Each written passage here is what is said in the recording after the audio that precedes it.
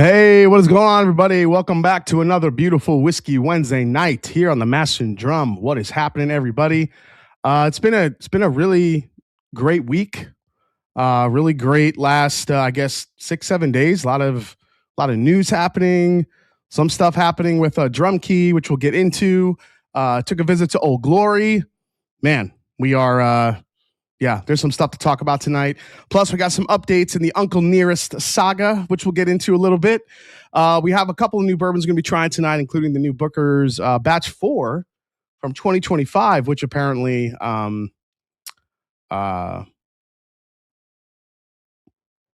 do I put this? Yeah, it's a little late. It's a little late. I don't know if other people got them earlier, but this just hit Ohio not that long ago, which is kind of crazy. So we're gonna taste through that tonight. I already did a quick review on it, which you'll see tomorrow. I did a short video on that. They're going to be digging into these Provenance samples that I just got from Shared Pour and Jay West over at Shared Pour. We'll talk a little bit through that, get into these a little bit. Then, as you guys see, yeah, I speak the truth. When I like something, I buy it. And there it is. The Optimus Prime. The Optimus Prime is here. That's right. I bought it. I also, freaking Nathan Jurgensen. I got the Fault Line too. So yeah, that happened last week. Just a lot of whiskey. A lot of whiskey. NDPs, man. NDPs are gonna, I think NDPs are gonna kill it this year. And I think because of that, this is gonna make the actual the heritage brands step their shit up, because NDPs have a lot of great access to some great whiskeys. So yeah. I'm not sure about that. I'm not sure that blue run hat goes with that shirt. Blue run hat, dude. Don't even say that, JG. I will boot your ass right now. You call it a blue run hat. My Opimus arrived today as well. There you go. Just told my nephew you should spend $225 on KC21. If y'all don't hear from me again, Granny did it. Pray for me, says Matthew Kalinsky. That's good. That's good. Fancy Franchi says I'm here for Darrell and Jeff. Okay, Fancy. So you're not here for me, Fancy Franchi. I see how it is. You're here for Darrell and Jeff. It's okay, Maureen. I still love you. JD14 Batch 2 getting bottled this week. Yes. And yeah, I've heard a couple things about that one already. I guess we'll find out when it hits. All right, let's say hi to some more people in the chat. Let me go up to the beginning. Got some people in here pretty early. 96 Milli Man is here. Happy Wednesday. Going to be a good year for NDP. Oh, there you go. I just was kind of alluding to that. Going to be a good year for NDPs. There you go. Greetings all. Here early to say hi. Hit the thumbs up button. Thank you so much, Danny Lynn. Nathan Jurgensen, there he is. Travis Robeson, who I just got to see at Old Glory. Nice to see you, buddy, as always. Steve A is in the house. What's going on, buddy? Nice to see you. He's pouring some Bookers tonight. We got LP23D6. Evening, folks. Bookers 2025 for Pass. I found it quite disappointing. Really? All right, we have to revisit that tonight. Already said hi to Fancy Franchi. We have Dr. Sped in the house. We got my bourbon buddy. New OF 1924 in the Glen, and it is good. I've been hearing it's really good. So I'm going to have to seek that one out. Hopefully I could grab one sometime soon here. Let's see. Cheers, gang. John Legalbo is here. We got the Bourbon Jerks are here. JG, Mrs. EJ. Freeport Steve is here. What's going on, buddy? Nice to see you, man. Roger Reese is here. Tim Cornet is here. We got Reese Mash. Whatever's been going around finally caught up to me. Yeah, Reese, I'm still getting over a little something. So I have it's not so much, it's like more in the the pressure area in the head. It's just trying to kick it. Abe Rod is here. What's going on? Josh Fritzy's here. James Lay, LFG. What's going on? Steve Godfrey is here. We got Little Barry in the house. What's going on, Barry? Mauricio Pastenis is here as always. Robert Schemmer. We got Sweet Cindy is here. Glad you're here, Robert, too. Super excited. Schedule got changed. Able to watch in the beginning. We got Bourbon Lover is here. Nice to see you, Bourbon Lover. Dustin Klosterhoff is here. What's going on, man? Mark Hoyle is here. Joey B. Christian Mojica is here. Oh, there you go. That's better. Nashville Mac is here from the show Hack and Mac. Great channel if you guys haven't checked them out yet. Travis Robeson is here. We said hi. Bourbon Lovers. Stephen Hearn is here. Joey B. Trav. PJ Whiskey is here. Yo, reverse AI pour. I don't know what that means. Wings and Whiskey. Isaac is here and a bunch more people coming in. I'm just going to catch up here. I see Four Leaf Whiskey. Stacy's here. Stacy, I'm sure you're highly anticipating. I know we keep saying it. We're highly anticipating St. Patrick's Day. Can't wait. Actually, I have a question for Stacy while she's here in the chat. So I read an article. Hey, Top Dog is here too. What's up? Got to see Top Dog at Old Glory. Let's see here. Hold on. Just make sure I'm not missing anybody too much. See Roger Reese. Kenneth Rathburn is here. Yeah, Booker's 2025-04 didn't do anything for me. Bo Fortune is here. Hey, brother, a month and a half into 2026. My contenders for Whiskey of the Year for you yet? Nah, man, it's too early. I mean, Whiskey of the Year, I don't even know what that would look like. I mean, maybe the Fault Line. Nothing has really come out yet. I can't say I've had too many new releases. I mean, the Elijah Craig Barrel Proof Rye was pretty damn good this year, the beginning of the year. What else? Definitely not early times. I mean, what else has there been? Yeah, not a lot. There hasn't been all these big, grand releases yet. It's always kind of slow in the beginning of the year. So we'll see. But if I'm just going off of stuff that I've bought and I've tried, it's probably gonna be that Fault Line. Even though that Fault Line, I guess, did that technically release last year? Don't really know the timing for that. So yeah. What Nikes go with your avocado shirt? Says Kraken. I do have a pair of the Year of the Dragon. I have a pair of Year of the Dragon Nikes from was it last year or 2 years ago? 2 years ago, because they did Year of the Horse this year. Last year was Year of the Snake, I believe. No, maybe it wasn't the Year of the Snake. I'm trying to remember what last year was. Anyway, the year before that was Year of the Dragon, and there's like a cool like green that matches his shirt perfect. So that would be it. Can you recommend some solid weeders? I mean, dude, there's a ton of them now. I mean, Old Glory makes a weeder. I mean, just because I was there, but that's not obviously, everywhere quite yet. But I mean, you have Bardstown Bourbon Company's High Wheat. A lot of people seem to really love that one. I mean, Maker's Mark 46 Cast Strength, Elijah Craig Barrel Proof. I'm sorry, not Elijah Craig Barrel Proof, Larceny Barrel Proof. You have Penelope that came out with actually a decent weeded bourbon for a pretty cheap price. I mean, Rebel, sheesh. I mean, there's so many now. And you have all the wheat whiskeys on top of that. You also have Ben Holiday, makes a great weeded bourbon, cast strength and non-cast strength. Of course, you have the Wellers. I mean, yeah, there's a lot of them these days, man. Oh, so they came out late 2025. Okay. Yeah, King Kentucky small batch I have not had yet. So I'm sure if it's good, that could be Whiskey of the Year. Jason, you have first world bourbon problems. Apparently. ASW Hardwood picks, the Green River. Yeah, I got to tell you, that Green River weeded bourbon is really nice for the money. I mean, or $50 for that, it's really good. Southern Star Paragon weeded for sure. The world needs more high age, high proof weeders. Well, I think we're going to see that as we go down the line, to be honest. The way these age statements are going up, everything's getting an age statement now. I hated the Bardstown Bourbon Company High Wheat, finished worst in a blind flight. So, Jeff, again, I agree to some extent with that because it does have a very wheat forward taste. But if you like that, I think that's a good option. What's up, Manny Villanueva? Manny Villanueva. Is that voix or vo? Manny Villanueva. There we go. Let's see. McBrader, Cedar Ridge, Cedar Brook hits for me. Oh, there you go. Cedar Brook. Yeah, I mean, there's a ton of great weeded bourbons out there. I mean, obviously, yeah, ASW makes a weeded out of Georgia. I mean, there's great sourced weeded bourbons out there right now. I mean, I could go on for days on this. Where else? Who else? Who else is a great weeder? I said Holiday. I mean, yeah, dude.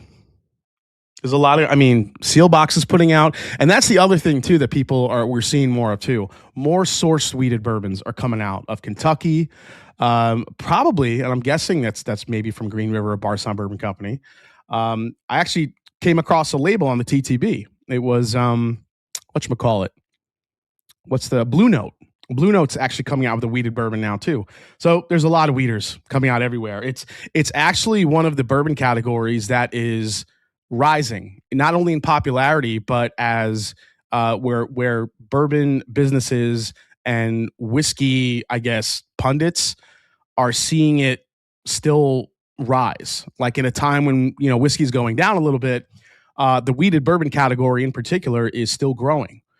If you think about it, it's still not very, there's still not a ton of them out there. We have some pretty major wheated bourbon producers that are in the market, but not everybody has one. I mean, Old Forester still doesn't have one yet. But I think aren't they coming out with a wheated bourbon? Am I remembering or am I imagining that? I thought I read that somewhere. Drum Key wheated blend? Maybe. Actually, it's a good question. It's a good question, Tom, because I am heading there soon, and I am going to be working on my next bourbon blend, and I haven't done a wheater yet. Can I blend a wheater I really love?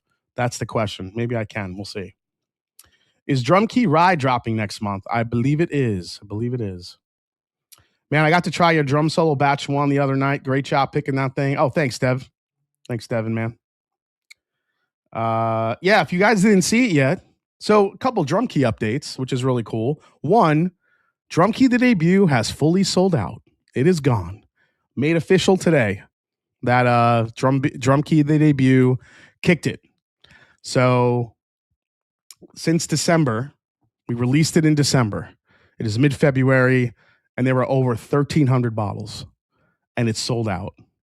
And that just made my whole week, my whole month, made my whole year so far. Actually, it was pretty nice. But yeah, huge thank you to all you guys who supported the brand and took a chance on buying one. I know it's an expensive bottle, but I hope whoever got one really enjoyed it and really got to experience it, because it's a crazy blend. It opens up, it changes, it gets more fruity. I've had people say add a couple drops of water and it completely turns into even more dark fruit and plum and maple syrup and all these other flavors. It's a crazy wild blend, and I hope people are enjoying the evolution of it as they enjoy it. I've already had people send me like pictures of their finished bottles. They went through it so fast, they got another. And I think that's what makes me the most proud, is that I think a lot of where the bottles went is people that got the bottle for the first time and then ordered another one, which is pretty freaking amazing. So yeah, it's awesome, man. Time for those unicorn prices to go up. And also, if you guys pay attention to the TTB, speaking of the rye, the label did show up on the TTB this week. The Drum Key Spirits, my rye blend, has been approved by the TTB. So yeah. So now it's just a matter of waiting on it, waiting on printing, waiting on all the stuff that has to go through before it ends up being on the bottle for the next for one of the next releases. So I'm super excited to bring that one to you guys. Going to be great. So yeah, TTB showing up the Drum Key. So it's pretty cool. So I'm excited for that one. Pretty sure it was that one, but get one free. Get one what? Pretty sure it was that, but get one free deal from Drum Key that helped it sell out. I'm sure JG is shedding a tear right now. Yeah, he might be. I'm traveling to Japan today, and I'm looking for recommendations on export bourbons such as Four Roses Super Premium, Wild Turkey 13, Blanton's, Takara Red. Are they any good or more of a novelty? Wild Turkey 13, I didn't really enjoy. I kept trying them. I don't know what it is. I just was never crazy about that particular one. Now, there are other Wild Turkey products you can find in Japan. They have their own 8-year, which supposedly is pretty damn good. It's pretty close to the one we have here. So yeah, you can find Wild Turkey 8-year. Listen, the Blanton's Takaras, they're okay. They're super low proof. There's not going to be anything there that's going to be, super. I guess it does lean more novelty to that aspect. Black label, red label, whatever it is. But if you just want it for your, your collection, then go for it. If you need it for your progression, That's always good to have, but I wouldn't expect much from it. If I was in Japan, I'd probably look for more of like probably if there was some more rare, I guess, Blantons or rare stuff that you don't find here so much. Echo Juliet says it is fantastic. Anyone grab the King Cake? The King Cake release was crazy. I was there when Whiskey was on the channel last week. I was there when he blended it. It was nuts how sweet that. I mean, he wanted it to taste like king cake, and it does. Now you're just flexing with your shirt on. is my avocado shirt? Are you guys weirded out that I'm not wearing just a t-shirt tonight? I think everyone's like kind of freaking out right now. Just received your bottle. I have to say, well done, Jason. You have a gift for selecting great recipes to create your own brand. Look forward to see what you produce in the future. Thanks, Hamish. We're getting there, man. Wild Turkey 12 is the best one, but the prices are a lot higher now. Yes, prices are a lot higher now. Try to find a Maker's Black. Wild Turkey 12 year, around 50 in Japan. Oh no, is it the year of the horsey bottle? I got the King Cake release as bourbon taster. Yeah, I mean, it literally comes off like a, almost like a whatchamacallit, like a liqueur. It's so sweet. Master Drum, did Chattanooga Whiskey send you their new experimental Irish style whiskey single pot still also just hit Sealbox? I did not get that one, William Wiley. They usually send me everything. I did not get that one yet. Did not get that one yet. So cheers, guys. Let me know what's in your glass. I know some of you already did, but I do want to thank Devin. I want to thank Matt. I want to thank the other Matt, the owner of Old Glory, for the incredible experience we had there, last week. It was just, guys, this was in Clarksville, Tennessee. It was a one quick trip, but we were there pretty much all day. The food, the venue, the distillery itself, the hospitality, and the barrels. The barrels were absolutely incredible. So for those of you that, I've talked about Old Glory before, but they have three different whiskeys that they're making. They're doing 2 pot still. They're doing a bourbon and a wheated bourbon pot still. Both are good ages. They're both around that, anywhere I think from like 4 to, I think their oldest one is like 6 or 7 years old, maybe even 8. I'm sure they have some older barrels tucked away, maybe getting close to that 8-9 year mark. Then they have a column distilled bourbon. They have a column still that they've tried, which is a little bit different. That stuff's a little bit on the younger side. So we picked some really fantastic barrels. We got a pot still bourbon, a pot still wheater, and then we picked a column still bourbon that was about 4.5 years old, but we're keeping it there, and they're going to double oak it for us. So that's going to go into another new charred barrel. They're going to double oak it, and we're going to see if we can, because it had like this raspberry, chocolate, caramel combination of flavors, and we want to see how much the double oak can like maybe push the envelope and get a little bit more oak, a little bit more of like a denser flavor profile into the whiskey. So that's what we're working with Old Glory. Plus, we picked another barrel which we can't really talk about yet because it's not public yet. So we'll figure it out. Are they on grain pot still? Says Wayne Arnold. Yes, they are on grain pot still. Going to pour some Provenance 14 now that I see the media sample. Yep. Stranahan's Founders release in the Glen tonight. Oh, there you go. If you're looking for a rare breed in Japan, look for Tommy D. There you go, Blake. All right, guys. Cheers. Thanks for hanging out tonight. We're about to get into some news, some new whiskeys. I'm going to taste some Bookers here shortly.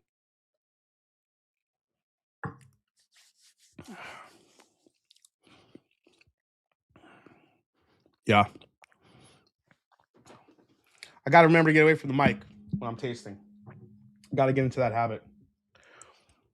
Yeah, Kevin O'Malley. That's what it has. We'll see what the double oak does to it. What do you think about all these reports about the New World Order? Seems like George Soros is really pulling a lot of string. What? Yeah, we're not getting into that. That's not the place here, dude. Some American apricot eau de vie in the glass because why the heck not? Okay. 300 watching, only 78 likes. Yeah, guys, while you're here, please hit the like button below. Appreciate that.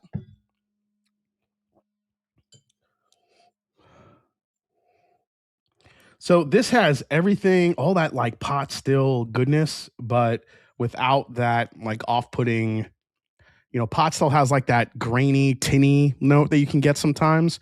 It's like a little bit metallic. This does not have that, which is kind of cool.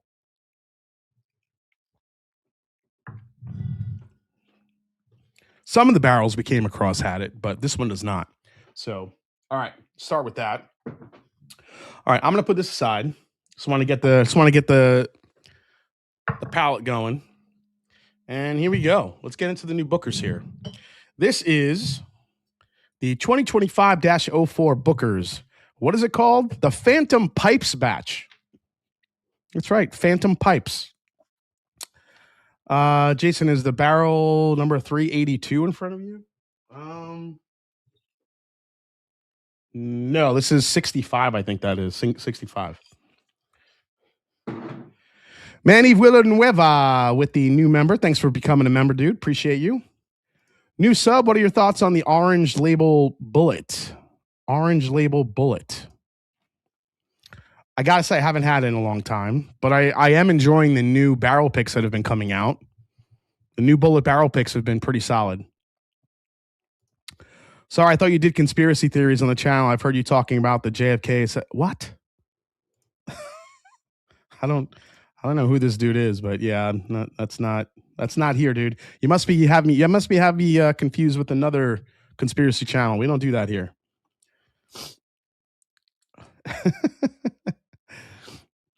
Oh, you got one of the OGs. Nice. Yeah, I got one of the OG ones. All right, let's get this poured here. What you talking about, Willis? Yeah, troll. He must be talking about some other handsome devil in an avocado button down.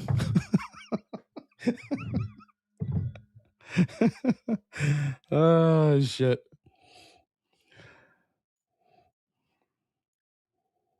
Yeah, just another scam. My brother enjoyed your Green River review. Yeah, I had fun doing that because that Green River review, I really wanted to dive into some of the history of cask strength rye and cask strength wheated bourbons. I haven't, obviously the history of wheated bourbons is one thing, but cask strength wheated bourbons, it was kind of interesting to kind of go back and dive into some of the history about that. So it was cool. So I talk a little bit about that in the video. So if you guys enjoy me rambling on about bourbon history, then yeah. Big Vic, you rang. I don't think I've ever seen Big Vic in a button down. You're still giving Bookers a try, bro. They just gotta boot that skew. Yeah, dude, it's not going anywhere. It's not going anywhere because people still love Bookers no matter what. True. I bunkered several. Oh, the Old Bell Meads. Yep. So the C in Jason is in conspiracy. Yep, that's my full name.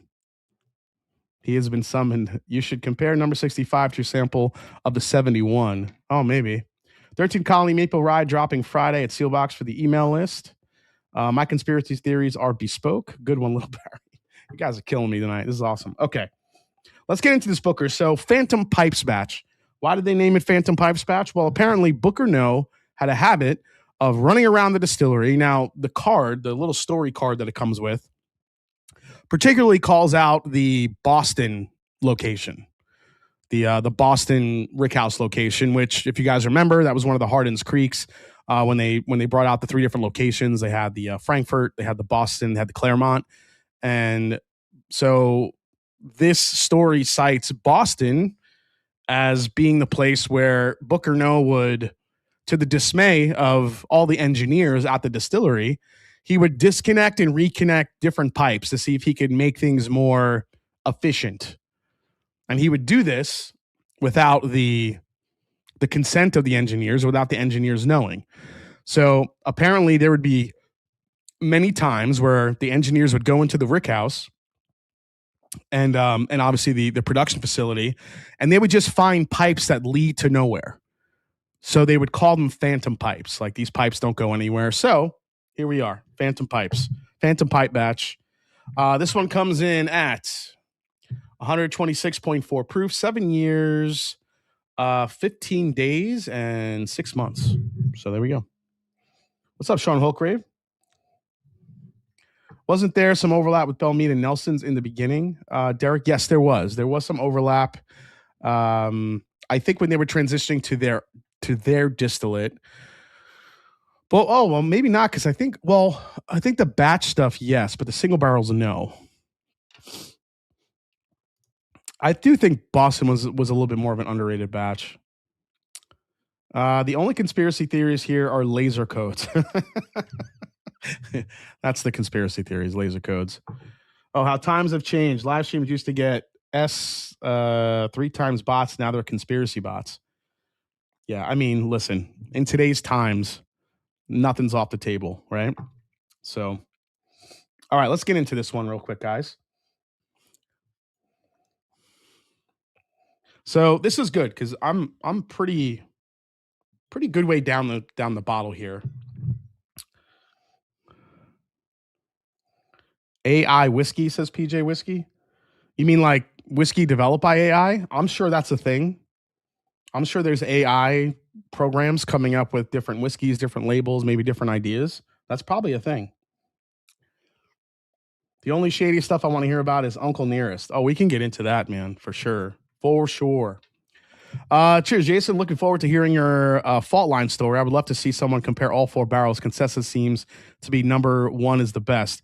Well, Original Mike, I did hear today that number four is also pretty stellar. So if I could find my way to get all four of them, maybe. We'll see.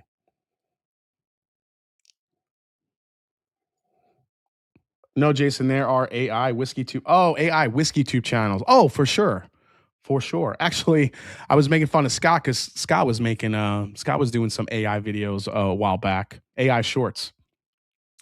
What is your opinion on the Booker's Reserve Rye coming this year? Apple brandy and cinnamon. Yeah, I don't like it big. I'm not a big fan, dude. I listen. Booker's is one of the listen, no matter what your feelings are about Booker's, that is one of those sacred brands that Booker knows said, don't let anyone mess with my Booker's. Apparently, that was like a marketing thing.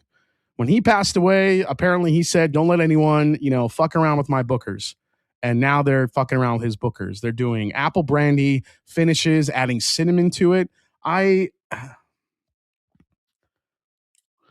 thought Booker's Reserves was going to be, I think I said this last week. I like the idea of Booker's Reserves just being older aged Bookers that they release each year. So instead of the 6 and 7 year ones we get now, give us a 9 and 10 year Bookers that we can enjoy. Don't throw all these finishes on it. Listen, the tequila one last year wasn't terrible, but there's just something about it that just feels off to me. I don't know. Maybe I'm just, I don't know. Maybe I'm just a little bit angry because Booker's is the bourbon that made me really go down the rabbit hole into bourbon.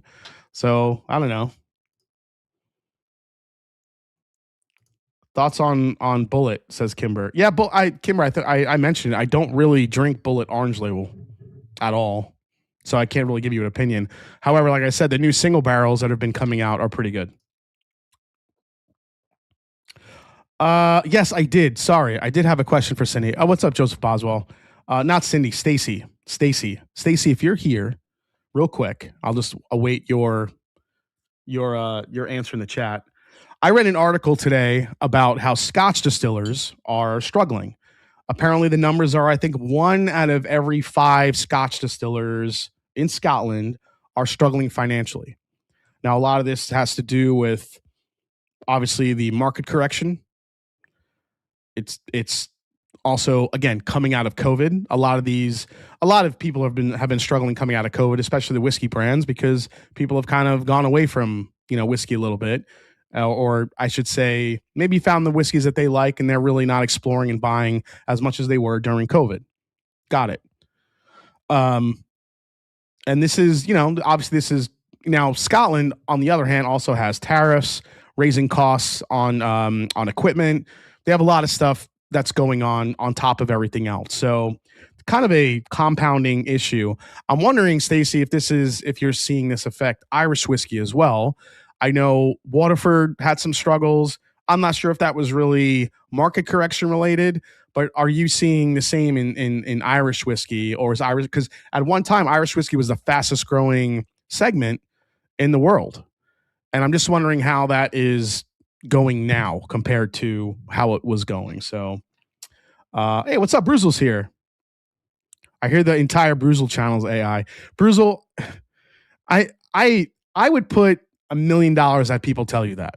Do people tell you that you're making AI content? I totally would think that people are doing that. So,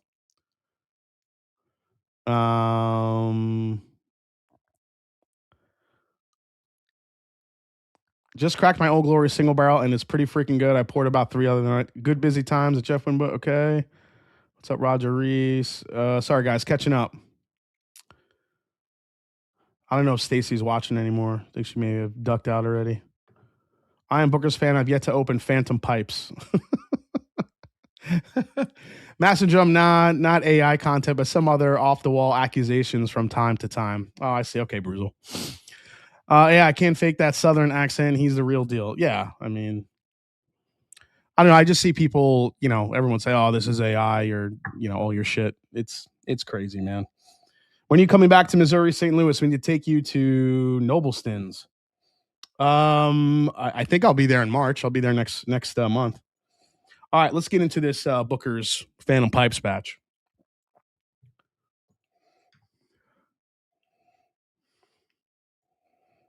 So I heard a few people in the chat say that they weren't too impressed with this one, but I don't know. I can't. I don't know if I agree with that. Is it the best Booker's I've ever smelled in the world? No, but I do feel like there's something else to this batch. Now, if you like the real super nutty forward peanut shell Bookers, I don't think that's this either. But this isn't also like the vanilla lemon iced tea, sweet tea, I should say, not vanilla lemon iced tea. Sorry, scratch that. More of like a sweet tea note that I've been getting in some of the Bookers lately. This actually, to me, has some more depth to it as far as like the sweetness goes.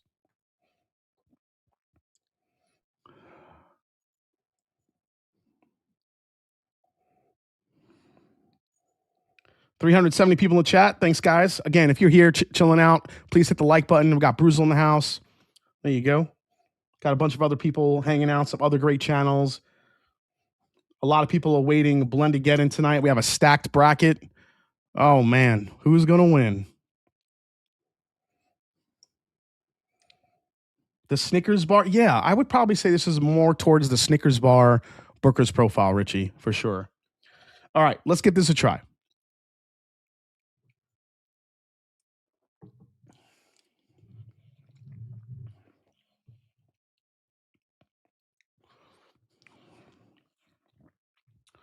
Oh, somebody else got an optimist today. Which Old Glory did you like the best, the bourbon rye or Tennessee whiskey wheat? Oh man, Tony, that's a tough question. I really like. You know what? I probably liked the bourbon more, but I was really, really impressed with the Tennessee whiskey. I would have to try the barrels we picked again. There's a chance I might like that Tennessee whiskey more though. I'm talking about in the context of all the barrels we tried. The Old Glory Wheater. Oh, I'm sorry, the Old Glory bourbon. I think we found more barrels we liked versus the Tennessee whiskey. But when we found a Tennessee whiskey that hit, that thing was bananas good. It was really good. Bruzel, you and Jason are totally invited to our weekly bottle share. We'll really introduce to the Missouri whiskey and great stores. Love that. Will Old Glory do a rye? They have rye. They do have rye. All right, so on the palate,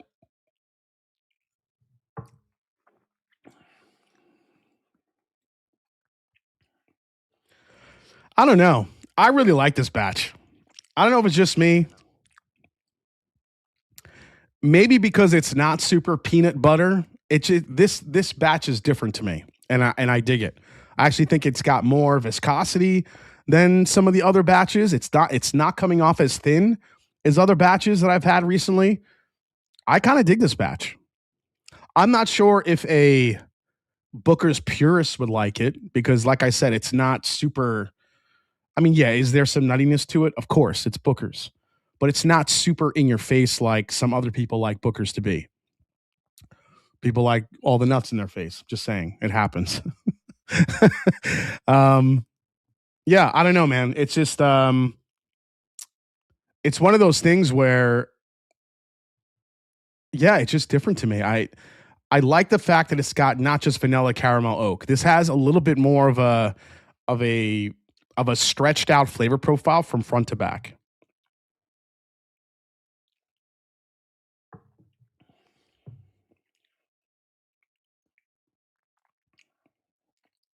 There's actually a little bit of an oak funk on the back end too, which I kind of dig. It's just, I don't know, just a different profile for me for Booker's. Maybe that's why I like it. I'm not saying it's unbelievable. It's definitely not. It's not. It's not country ham. It's not. What's my other one that I really loved? Sip a While. I wouldn't put it up in that echelon, but I'm saying in the context of like batches that release in 25, I kind of dig this one. I'll still say if you get a pour of this, try it before you buy it. But I think this is a little bit of a different Booker's batch that people will like. So I dig it. Booker's for me, bro, exactly what you expect from a 7-year high proof bourbon. No more, no less. Not sure that's my sweet spot, but it was just fine. Yeah, it's just fine. I'm not saying it's amazing, but it's good. My top 2 whiskey YouTubers in one room, 2 dudes, one room, if you will. I mean, Bruzel, anytime you want to collab, next time you're in, I know you travel around like crazy, but if you're in Columbus, listen, man, I don't do hunting videos, but I think it'd be cool if I did a hunting video with you. Like, I would do a hunting video with a guy that knows how to do hunting videos. So Bruzel, if you're around, ever back in Columbus or just Ohio, let me know.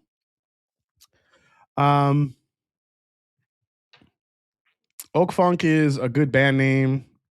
Country Ham's probably still my favorite too, dude. I love it. Driving back home from Florida to Michigan next week, and Short Barrel worth the stop on the way? Yes, definitely visit Short Barrel. It felt like bag standard cinnamon forward Booker's. Doesn't have the richness I like in my favorite batches.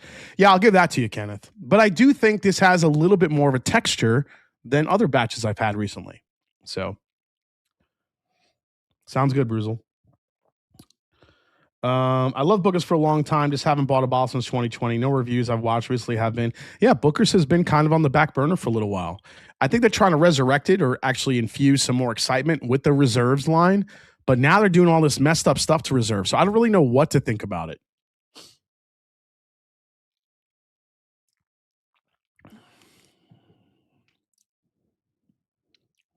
Randall, this is the Phantom Pipes batch. There's a different sweetness on that too that I'm tasting. I'm just saying, there's something different with that batch that I dig. I'm not saying like run out and go get it, but maybe that's one of those batches. If it sits around a little bit and it goes on sale, or you get the Booker's at Costco when it's like $15 cheaper than everywhere else, and you like Booker's, might be worth the pickup. Just saying. All right, let's get into these Provenance whiskeys. I cannot wait to try these. I'm going to get into these. You know what? I'm going to get these poured right now. I want them to open up a little bit. The Booker sits around batch. It's not a bad name for a lot of them. Booker's has been sitting around. But here's the thing with Booker's though, eventually they sell. Well, I got to say the last 2 batches, the last 2 that I've seen, which is the second and third release of 2025, I still see those sitting on shelves. I really do. At least here. Gonna get a little heavy-handed with this 14-year. The Lumberyard batch. Yeah, Costco is usually $79.99. That's what I'm saying, man. If you can get it for cheaper, why not? All right, I'm going to let these sit.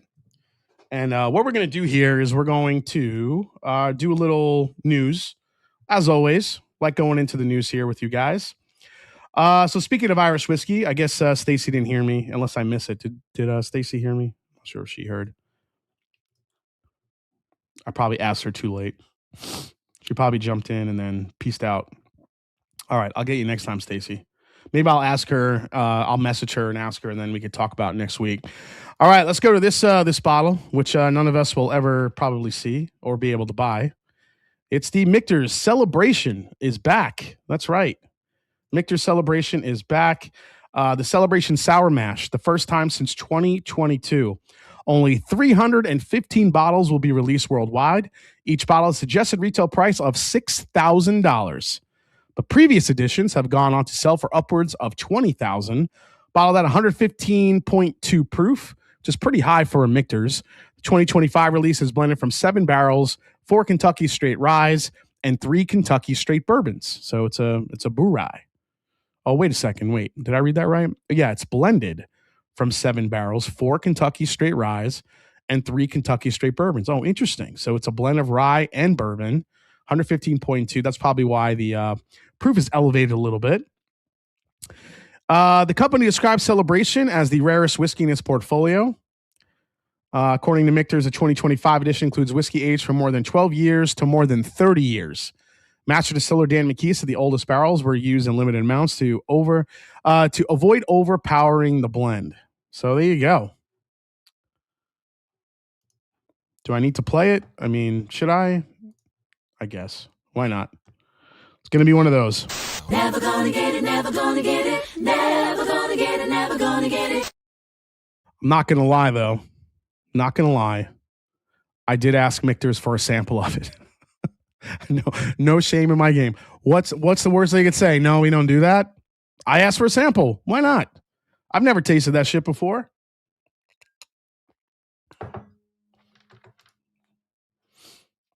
I mean, it sounds. I mean, I would love to try that, but I mean, who knows if we did? Yeah,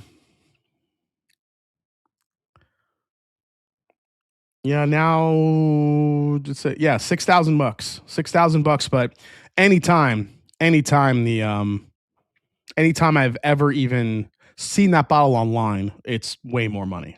So yeah. All right, Jason, you watch Olympic hockey, U.S. and Canada, maybe for the gold. Yes. What's your top 5 Winter Olympic events? You know what, Ken Davis? I've been thinking about this, and we will do that later. U.S. hockey is one of them. There's just hockey in general is one of them. And yes, I watched today's game. I was nervous as hell. They gave up the 1-0 lead, but they won it in OT. I was freaking out today. It was awesome. It was fun to watch, man. Loved it, loved it, loved it. So, okay, let's go to the next one. This is getting into, let's see, what else we have here? Oh, speaking of Irish whiskey, Redbreast is coming back with, well, not coming back with, that's probably the wrong terminology, but they're expanding their series, their Iberian series, which they call it, with a Moscatel wine finished expression. So Redbreast Moscatel is a limited edition single pot still whiskey finished in Moscatel wine from southern Spain. The expression is the 5th release in their Iberian series and is now available in the U.S. at a suggested retail price of $109.99. It's bottled at 46% ABV and follows Redbreast's established aging approach, which begins in ex-bourbon and Oloroso sherry casks before spending a final 16 months finishing in Malaga Moscatel wine casks. In this instance, according to the brand, the Moscatel casks were sourced from the Bodegas Quitapinas, a historic winery based in the hills above Malaga. So Moscatel is a sweet fortified wine produced from muscat grapes and is known for its rich, sweet, and floral notes. I am all about this, except for it being only 46% ABV. Why? Why do you do this, Redbreast? Don't give us this low proof shit. I was all about it. I was all about it until I saw the 46%. So, Jason, if the most influential man in whiskey can't get on the Michter sample list, your odds are probably slim. Yeah, but here's the thing, Paul. I have a good relationship with Michters, so that's why I asked. If I didn't, I wouldn't have asked. So why not? That's a tongue twister. Yeah, it's a lot of stuff. So why you do this? Yeah, why 46%? I mean, I understand that most Irish whiskeys kind of fall in that category, but I just can't. I can't do that, man. Jason, do you think the size of the sample impacts the nose? Does it matter if it's a half ounce versus 1 ounce versus 2 ounce? It's a good question. No, but I also think it matters how fresh the sample is. If it's sitting in that little sample, if it's sitting in that sample jar for a while and then you get it and you taste it, chances are it could shift in a big way. If it's sitting in there for like 3-4 weeks or a month, it could taste pretty different than when it was a fresh pour. So I think, yeah, it's not so much the quantity, but it's more the timing. Because, I've tasted samples that, and to my own demise, like I'll have samples that I get and I forget they're sitting there, and then I get it and I don't like it. And then I taste a fresh like pour or a bottle and it tastes completely different. So I do think there's a correlation there. Okay, let's go. What else we got? Oh, check this one out, guys. Penelope. Speaking of age statements, Penelope is evolving its award-winning barrel strength, offering a barrel strength 7-year. That's right. So Penelope barrel strength is now getting a 7-year age statement. So this is now, so remember, this started out as a 4-year product and now it's a 7-year. Introduces barrel strength 7-year, sophisticated limited release made from 4 mash bills, non-chill filtered and bottled uncut at a higher age and proof than previous offerings. With each upgraded detail delivered to perfection, the exceptional blend pushes the boundaries of flavor as an authentic and elevated premium bourbon offering. So 4 different 7-year straight bourbon mash bills coming together into something layered and more mature and easy to get behind. It feels like the natural evolution of our barrel strength program, or a barrel strength product, I should say. Mash bill of 70 corn, 23 rye, 5 barley, and 2% malted rye. The Penelope barrel strength 7-year is made in small batches, blended for thoughtfully selected straight bourbon mash bills, 115.2 proof, and price will be $60 on that one. So if you're a Penelope fan, grab yourself a barrel strength 7-year. I'm definitely I'm looking forward to trying that one and see how that evolution is. I think I still have like the first or second batch of the original barrel strength. I want to kind of taste the evolution and see where it goes. So that should be pretty fun. All right, let's go to what I saw on the TTB. Looks like Castle and Key is getting some experimental finishes here. We have a white port cask finish, Kentucky straight bourbon whiskey finished in white port casks. We also have a Martinique rum cask one. Yeah, so that's the question too I had. Does anybody know why sometimes rum has an H behind the R? Or I should say, like following the R, and sometimes it doesn't. It's like that old like argument, like does the word whiskey have the E or without the E? Why does it sometimes have the H and sometimes it doesn't? I need a rum expert to like tell me that because it drives me nuts. I'm like, why does this have the H? For no reason. There's no reason I should be angry at that, but it just annoys me. I don't know. I just like to be bothered, I guess. Okay, what else we got? Hey, if you're waiting for the next Star Hill Farms, if you enjoyed the 2025, 2026 is coming. I'm excited about this one. Star Hill Farm 2026 is going to be hitting 116.4 proof. If you look at the back label there, you can see all the details. I'm very excited to try this one. Was a huge fan of 2025. I can't wait to see how 2026 evolved. And if it did evolve, or did it devolve? Hopefully it evolved. But I'm excited to try that. 2XO, Dixon Deadman, looks like he's working with the Sugar Hill Gang for this one, and he's calling it Rapper's Delight. The hip-hop blend from 2XO. It looks like the 2XO in the 7th release is a collectible series, our limited small batch collection, unique. Let's see. This release is created in partnership with the Sugar Hill Gang, inspired by their historic single Rapper's Delight, and serves as an ode to their impact on music and to my love for old school hip-hop. So it's kind of cool how, you know, Dixon kind of imparts a little bit of his own personality into each whiskey. That's probably something I'm going to be doing with Drum Key. But yeah, if you like Sugar Hill Ganger, dude, I used to break dance to Rapper's Delight back when I could, you know, do that stuff. Can't do that anymore. I'll break myself. Here it is, the Blue Note. I mentioned this earlier. Blue Note's coming out with a wheated bourbon, 101 proof. So it looks like they're coming now. I did look at the back label, and it does say it is sourced from Kentucky. So it's a Kentucky wheated bourbon, not from Indiana. Already showed you this. If you guys missed this, this has been approved on the TTB. So very excited to bring that to you guys. And Cedar Ridge, orange sherry finished bourbon. Now, if you're a part of the Master Journey Whiskey Club, you already got to taste this. We were the first group to have this pick. The orange sherry finished bourbon. Really, it was a Pedro Jimenez sherry cask that had macerated orange peels in the barrel to give it like this crazy flavor. So it was really cool. Actually, I do want to explain this real quick if you guys haven't seen this label yet. A blend of straight rye whiskeys finished in Rare X bourbon barrels. So what I did was I blended some 95.5 Green River rye with some low rye, 51% MGP rye, and then blended in I think it's a 9-year or 10-year 95.5 rye that's been finished in X Elijah Craig 23-year barrels. So that's why it says finished in Rare X bourbon barrels. So the Rare X bourbon barrel is an Elijah Craig 23. So there you go. And I think that's it. And real quick, before we get into the Provenance, I do want to talk a little bit about what's going on with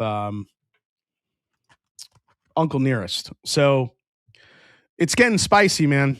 Uncle Nearest. Now we have Fawn Weaver, who already took the stand. She's been on Instagram saying all this stuff, what's really happening behind the scenes, how it really went down, gaslighting. I mean, she unleashed everything. Now, obviously, everyone's going to have their opinions, but from the reports that we're getting, from what we're seeing, the company's still under court control. And apparently, Farm Credit Mid-America is still keeping Uncle Nearest afloat for now in some ways, even though it's been deemed that they're insolvent, meaning that Uncle Nearest they have too much debt and not enough in the pipeline to meet their debts and also continue production. Now, Fawn Weaver saying that they're not insolvent, but again, it's kind of like the he said, she said thing. So Fawn and Keith Weaver, the founders, they're trying to get control. I think they partnered with an investment group out of Georgia that tried to come in and buy it or buy it back. That was shut down by the judge. But the receiver says the finances are worse than they expected, which is crazy. So $158 million total in debt, about $50 million owed to vendors and creditors. Company considered, like I said, insolvent. Now, here's the thing. They haven't paid taxes since 2018. That was the one that really made me think, holy shit.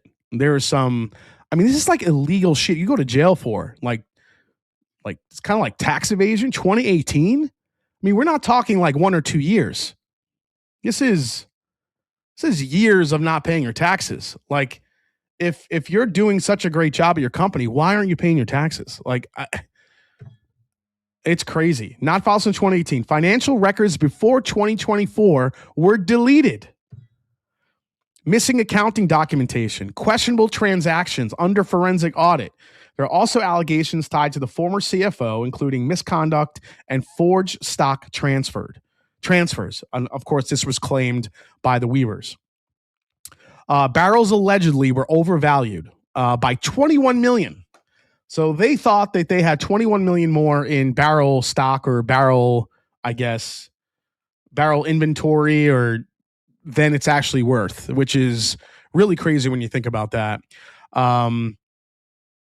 Company funds used for non-core real estate, including out-of-state property. So yeah, they have a chateau. They have the Martha's Vineyard thing.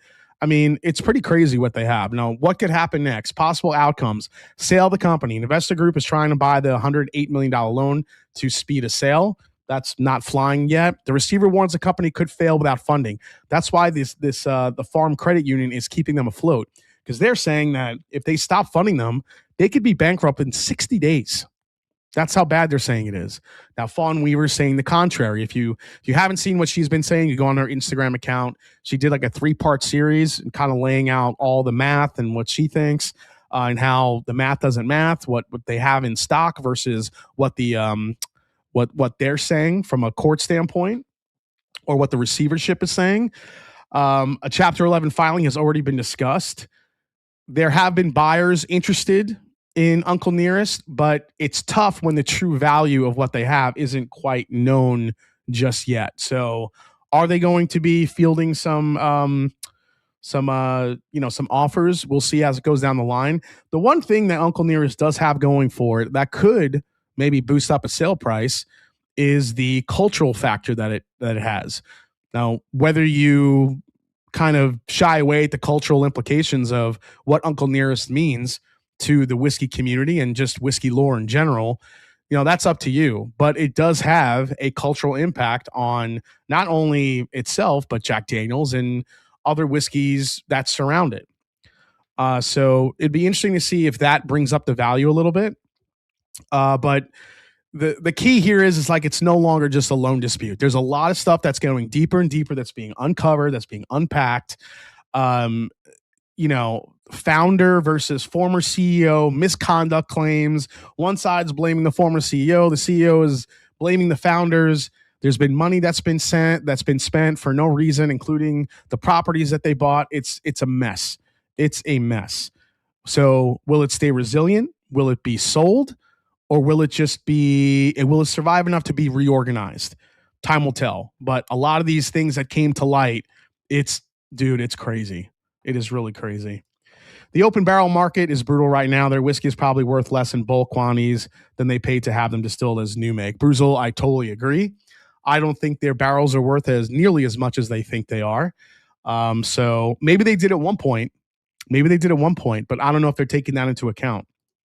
So she's trying to outdo the Fire Festival guy. Please believe me when I say Fawn Weaver plays the I'm not from the bottom of the deck to make herself look like the victim, not the thief.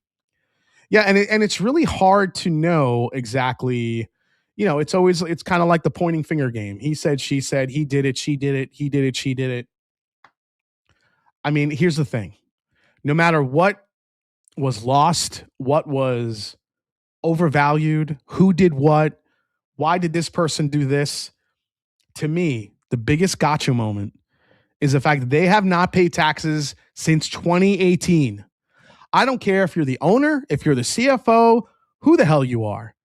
That is not how you run a business. It's just dumb. It's just bad business. Why wouldn't you pay your taxes? If you're the owner, why aren't you looking into that? Like, you're not seeing any of this? Like, I don't know. If I was the owner of a company, I'd be, even though I'm not not the CFO, I'd be like, hey, how do our taxes look this year? What's going on?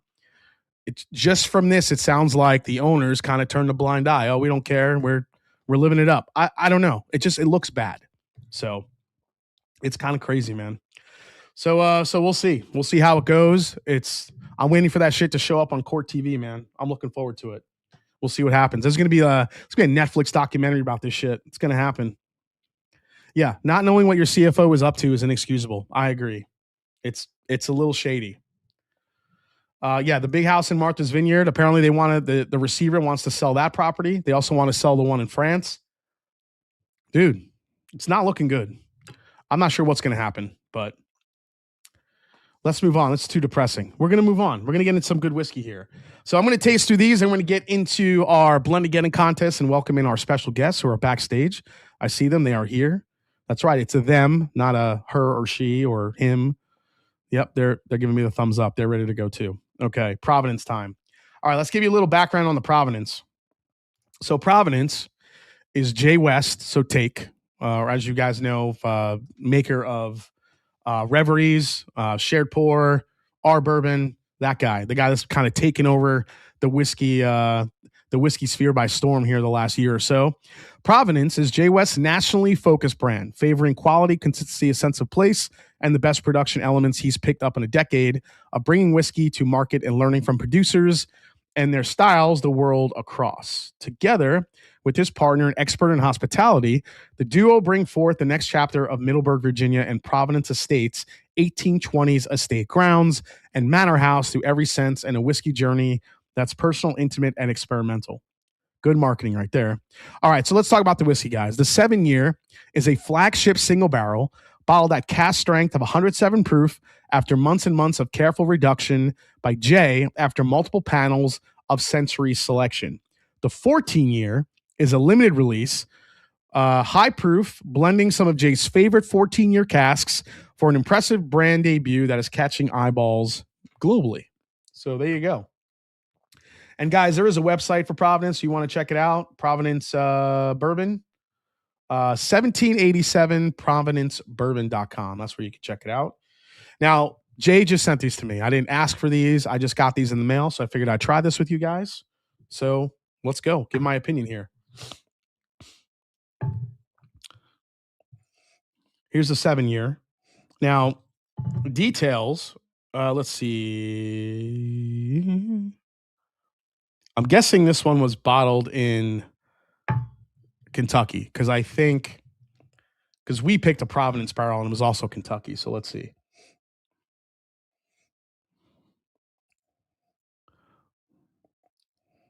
What's up, Candace? Nice to see you. Sweet Cindy's here. So nose. Man. I mean, for a 7-year, it's pretty dark, pretty rich, which I dig.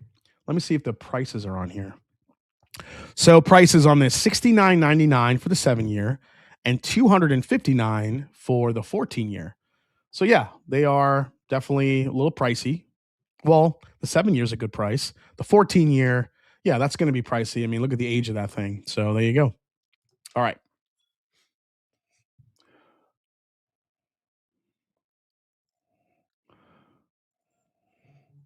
Yeah. So this has, man. So the barrel we picked had like this Grand Marnier orange liqueur type of vibe. I could see that here a little bit too. Man, I'm getting hazelnut in here, orange, chocolate. There's some really nice flavors coming from this nose. Yeah, the 14's a blend. I believe these are these are Kentucky distilled. So, all right, let me give this one a try here.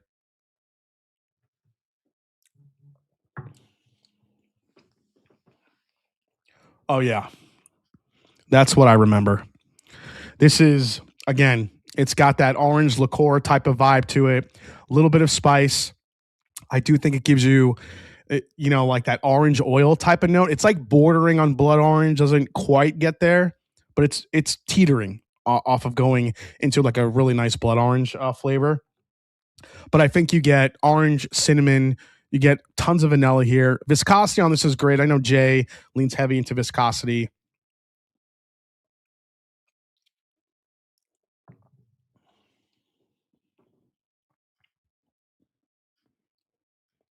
Very sweet, elegant, just a really, really good 7 year expression. Yep. Yeah, it's Bardstown. It's Bardstown Bourbon Company stuff. So if you like that flavor profile, this is some of the better casks that are out there for single barrels. I actually think I think this is even better than some of the single barrels I've had from actually Bardstown. So I know Jay has taken a lot of time to curate these. So, but the ones that we tried when we were there were really good.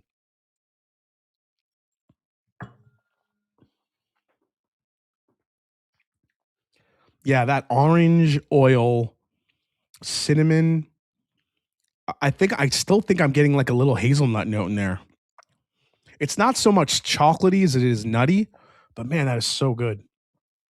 Just a really good, solid 7 year product, guys. It's not going to blow you away. I'm not going to sit here and say it's the best bourbon I've ever had. It's not. For a 7 year at that price, Kentucky distilled. It's a great single barrel. So let's go with the 14 year. I'm excited for this one.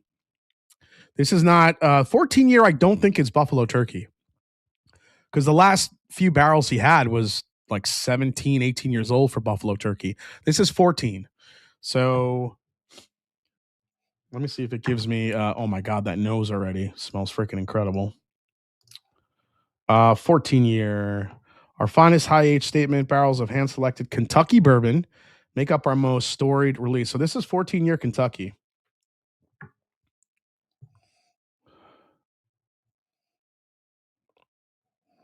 Oh my gosh, this nose is. It is batch Buffalo Turkey. Doesn't smell like it. If this is Buffalo Turkey, I have not smelled anything like this from Buffalo Turkey. I just said that like it's a distillery somewhere. Oh yeah, I'll go to visit Buffalo Turkey next weekend. It's not a thing. Dude, what the hell? This is probably the most oak forward that I've had. From if it is Buffalo Turkey. Um Let me see if he's mentioned me at all. Or is he's nope, nope, nope. Okay.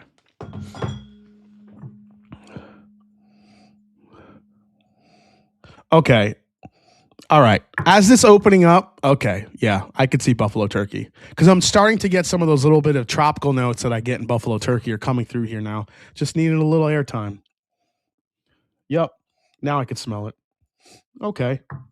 Man, did it start off oaky though? I was like, there's no way this is Buffalo Turkey. I thought it was like all 14 year Heaven Hill or some shit. But yeah, now it's getting fruity. It's giving me like that melon, cantaloupe, honeydew, but everything is just so caramelized. God, the nose is like walking into a like Insomnia or Crumble cookie shop. It is that sweet. It's just like, you walk in, you just get smacked in the face with those sweet flavors. That's what this really imbues here. Jason, is Uncle Whiskey any good? I've never had it. Uncle Whiskey? What do you mean Uncle Whiskey? Uncle Nearest Whiskey? It's okay. I heard it's all Uncle Nearest. Nathan, don't put that out in the universe. All right, let's get to some flavors here. So, distinctive strawberries and cream on the nose. Distinctive strawberries and cream. Wow. With the melon.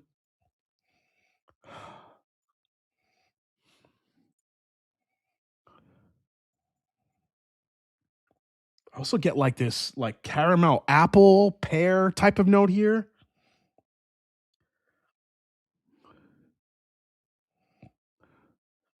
Oh my god, but that's strawberries and cream, but it's like the strawberries have been grilled. They're like dark, they're rich. Dude, it smells phenomenal. I hope it tastes as good as it smells. Cheers, here we go.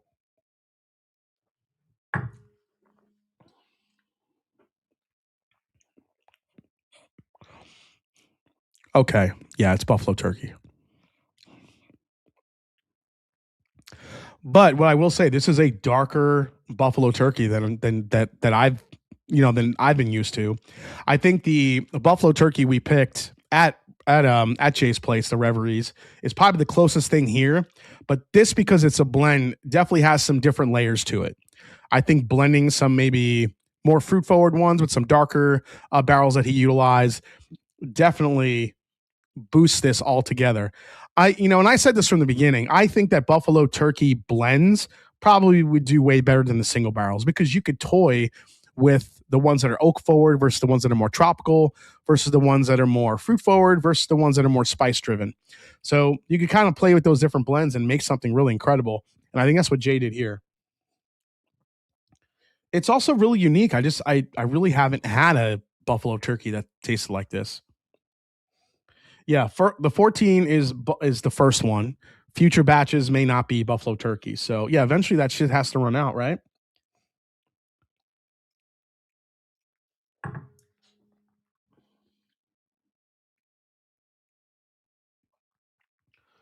And thankfully, this buffalo turkey blend has a finish on it. So many buffalo turkey barrels I tried do not have a finish. So here's the thing. This 7-year, it's a great, I mean, if you love Bardstown Bourbon Company and you love that profile, but a little bit more elevated with the orange oil, a little bit more vanilla, maybe some of that hazelnut note that's in there that I'm picking up, this is going to be one you're going to want to pick up. It's a great price. This 14-year, I mean, if you haven't had a chance to have buffalo turkey, now here's the thing. This is $259, $260, which, now look, there's been a lot of buffalo turkey on the market. A lot of it has been 300 plus. So $260 for this. I know it's 14, not the 17 or 18 that's been out there, but this is probably one of the better representations, that I've had, because it's so balanced. So if you haven't had a buffalo turkey, you don't want to break the bank to get one, this might be one you want to look at. Just saying. I know it's expensive. Even, anything 200 plus these days is seen as pricey. I get it. But 14-year buffalo turkey, it's not going to be around forever. This is one of those that, thank God I'm tired of hearing about buffalo turkey and ready for the Stitzel Willet. Is Take here? Is he here? Wow, that one sounds amazing. Yeah, this one, how does it compare with the M&J Buckner? So, Brad Tanica, this is like a blend of the two Buckners we did. You have the candy, what do we call it? We called it Sugar Lips. Sugar Lips was the super, super sweet buffalo turkey we picked. And then you had Sweet 16, which was just like a monster, a little bit more oaky, more in your face, a little darker. If you blended those two together, I feel like you would get something close to this. So if you like those profiles, this is kind of a nice combination of both. So I do think, I think that's a great way to put it. It's a good bang for your buck. If you haven't had buffalo turkey yet, this is going to be a nice blend. I feel like it gives you the best of both worlds with all the different flavor profiles you can get from buffalo turkey. And I think that's what Jay was going for. So great job, Jay. These are actually still available, I think. If I go on his website, yeah, I can literally add these to the cart right now. Actually, I'm going to add this Provenance 14 year to my cart right now just to hold on to it. Hopefully these don't sell out by the time this is over. I don't want to buy it right now, but I just added it to my cart. So, yeah, this is really nice. This is probably the last Buffalo. I keep saying it's the last Buffalo turkey I'm going to buy, but then shit keeps coming out. But this is really good. I said that this was going to be the last Buffalo turkey I bought, and now I have this one. But yeah, great job by Jay. He's actually killing it with these blends, dude. I know Drum Key. It's early in the Drum Key, timeline, but I'm hoping to get there with Drum Key, that people start looking at Drum Key as a place that you're going to get just stupid good whiskey. So that's good, man. Yeah, it's a 750, Richie. Jason, how many NDPs have Buffalo Turkey out? I'm not sure, dude. It's hard to know who has what still. Are people still holding on to it? Are people still going up to I could see a couple of NDPs holding on to it, to maybe get to that 20-year mark. But, not a lot of distillers are going to make, money sitting on stuff. So if that does happen, it would be pretty surprising. Blend the Buckner's 15 live for Blendageddon, Jarikin. It's a good question, dude. But yeah, my bottles are over there for that one. Late check-in. Let's go. Okay. So glad you're enjoying. Cheers, Jason. Oh, yeah, there he is. Yeah, you did a killer job on this, Jay. That 14 year is really delicious. So fresh crack, new riff 8 year. Very nice. All right, guys, before we go to Blendageddon, it's time for everybody's favorite time of the year, time of the night, I should say. It's the Bourbon Meme of the Week. So there's a little bit of a thing I want you guys to do. Bourbon Meme of the Week. I want you to picture your best friend, maybe not your best friend, your best whiskey drinking friend. All right, you got him. You got that person in your head. The buddy you like just drinking whiskey with the most. All right, get that person in your head, and then picture yourself as you two years down the line in this meme. Okay, this is going to be the two of yous, the two Utes. You twos are going to be the two people in this meme. And I felt like I thought of my best buddy drinking whiskey, and I feel like this is going to be us. What happens when you go a week without whiskey? I have no idea. Look at these two old dudes just drinking whiskey, loving it. That's who this is what it should be. When you're older, just think about it. This is going to be you and your buddy drinking whiskey at a table. I don't know if they're out fishing at a freaking retirement home. I don't know where they are, but this made me crack up because now all you guys are now picturing you and your best buddy just sitting there having whiskey. And your doctor's telling you shouldn't drink whiskey anymore, and then you guys are just laughing like, screw that, we're drinking whiskey. I just think it's a cool meme. I just dug that one a lot. So there you go. This is going to be me and J to Z. Oh my God. Yeah. I love it. Two of the stores I got my best things from each had these, knew nothing about them, but one store gave me the two for $3.10. Oh, very nice. Jason is the one with the hair. Me and my doctor. This Christian bird is like, that's actually me and my doctor sitting there drinking. That's awesome. Okay. All right, guys, it is now the time. We have a bracket tonight. A bracket. That's right. Let's take a look at the bracket before I bring on our guests here. Here it is, guys. So tonight, as you can see on the left, we already have Jeff Aldis and Eric Snyder moved to the Final Four. Their boxes have been highlighted. So they're going to be two of the four final blends for the Frankenbund competition. Now, to the right of it, tonight, holy crap, we have Jeffrey Wack, Matthew Smith, Hooper as the wild card, Darren Clary, and Blendageddon champion 2 times in a row, Darrell Stewart, who decided to throw his hat in the Frankenblend competition because winning the other competition just wasn't enough for him. So now he's in the Frankenblend competition, and he's made it to the semifinals. Now, because this bracket is so stacked, I needed to get some help. And to help me this week, I should say, we have a channel that's never been on before, but one I've been enjoying the last couple months. Been talking to these guys. Ladies and gentlemen, welcome to the show, Hack and Mac. Hey, what's going on? Hey, Jay. How we doing, fellas? Man, What's up, Jason? we're doing great. Thanks for having us, man. Like, this is probably the most unqualified guest you've ever had for this, so appreciate that. The most unqualified guest? Okay. Yeah. We do drink a lot of whiskey. That's probably our best qualification. Well, I mean, listen, I've been kind of talking to you guys, watching you guys the last couple months, and I'm like, you know what? These guys have never been on the channel before, never really talked to them, so let's get to know a little bit more about you guys, the channel, and let's try some of these blends together, and hopefully you could help me decipher exactly which of these two blends are moving to the finals. We love it. That's awesome. Yeah, it's a stacked bracket. We're huge fans, Jay, and we just, thank you. This is like whiskey dreams, so thank you for having us on, me. Like, this is awesome. Wait, are we having problems with our camera or audio, Jason, or not? I could see you. Your camera is not the greatest. It's kind of blurry. I'm not sure if you guys are having internetal issues. Maybe you have man, of course. It looks good on our end, but of course, yeah. I don't know why it looks blurry on my end. Sorry. Why don't you duck out, then click the link and come back in? All right. Yeah, we'll do. All right. All right, we'll wait for them to come right back in. We'll get this We'll get this go. You guys still in the same place, still playing footsie? Jason letting these two decide. Wow, love them. Hack and Mac did an awesome review of Harry Vercator's new pot still. Did you ask them their notes? I did not, Nicholas. I don't trust anything you say anymore. Yeah, maybe they're using dial-up. We'll see. They look. Oh, Richie Z, they looked okay to you? Is it on my end?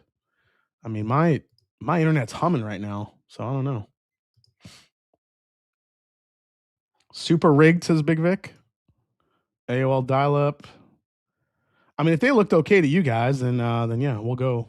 I'll just let them, once they jump back on here, we'll go into it. Okay, so here are the blends. A, B, C, D, E. Want to make sure they're not messaging me.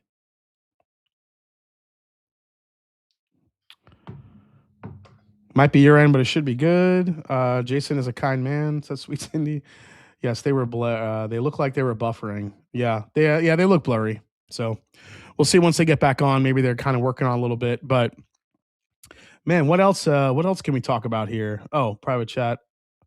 Oh, he said it. Okay, they wrote it is buff turkey. All right, for that blend. All right, they are back, and they look a little better. A little better. Oh, good. I got another camera we can try, but it's probably the internet, man. I don't know what's going on. All right, it's okay. As long as we could hear you and I can hear your tasting notes, we're good. That's all good. All right, guys. So I sent you a little letter along with the samples. You guys understand the deal? Yeah, man. Yeah. So I've been watching all week or every week, following along. So we're poured up. We're ready to roll. We're true professionals. True professionals in the house, guys. We were sipping on some Prov 7 in the background with you, and we just fresh cracked this. We're a little low sitting there, so we're rolling, man. All right. So did you guys? So that 14 year is definitely a different animal of buffalo turkey than I've had. I think blending it really does a body good for that whiskey for sure. Yeah, you nailed some notes that I get on all of Jay's stuff that's from that Provenance family, and it's kind of that.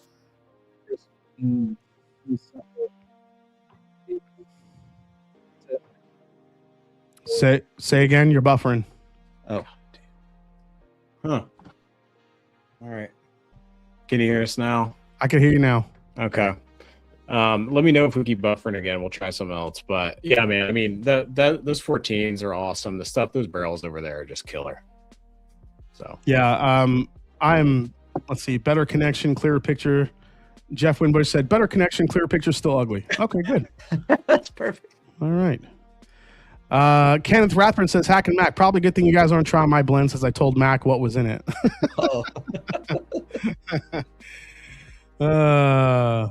More like buffering turkey, says Nicholas. Oh, I see what you did there. Okay. Well done. All right, guys, so what we're going to do. So you have the same order I have. Yep. We're gonna taste through these in the beginning here. Nose them, taste them. You guys let me know what you like, what you think it stands out to you. What's the most integrated blend? And we'll start ranking these. The top 2 in these 5 make it through to the finals.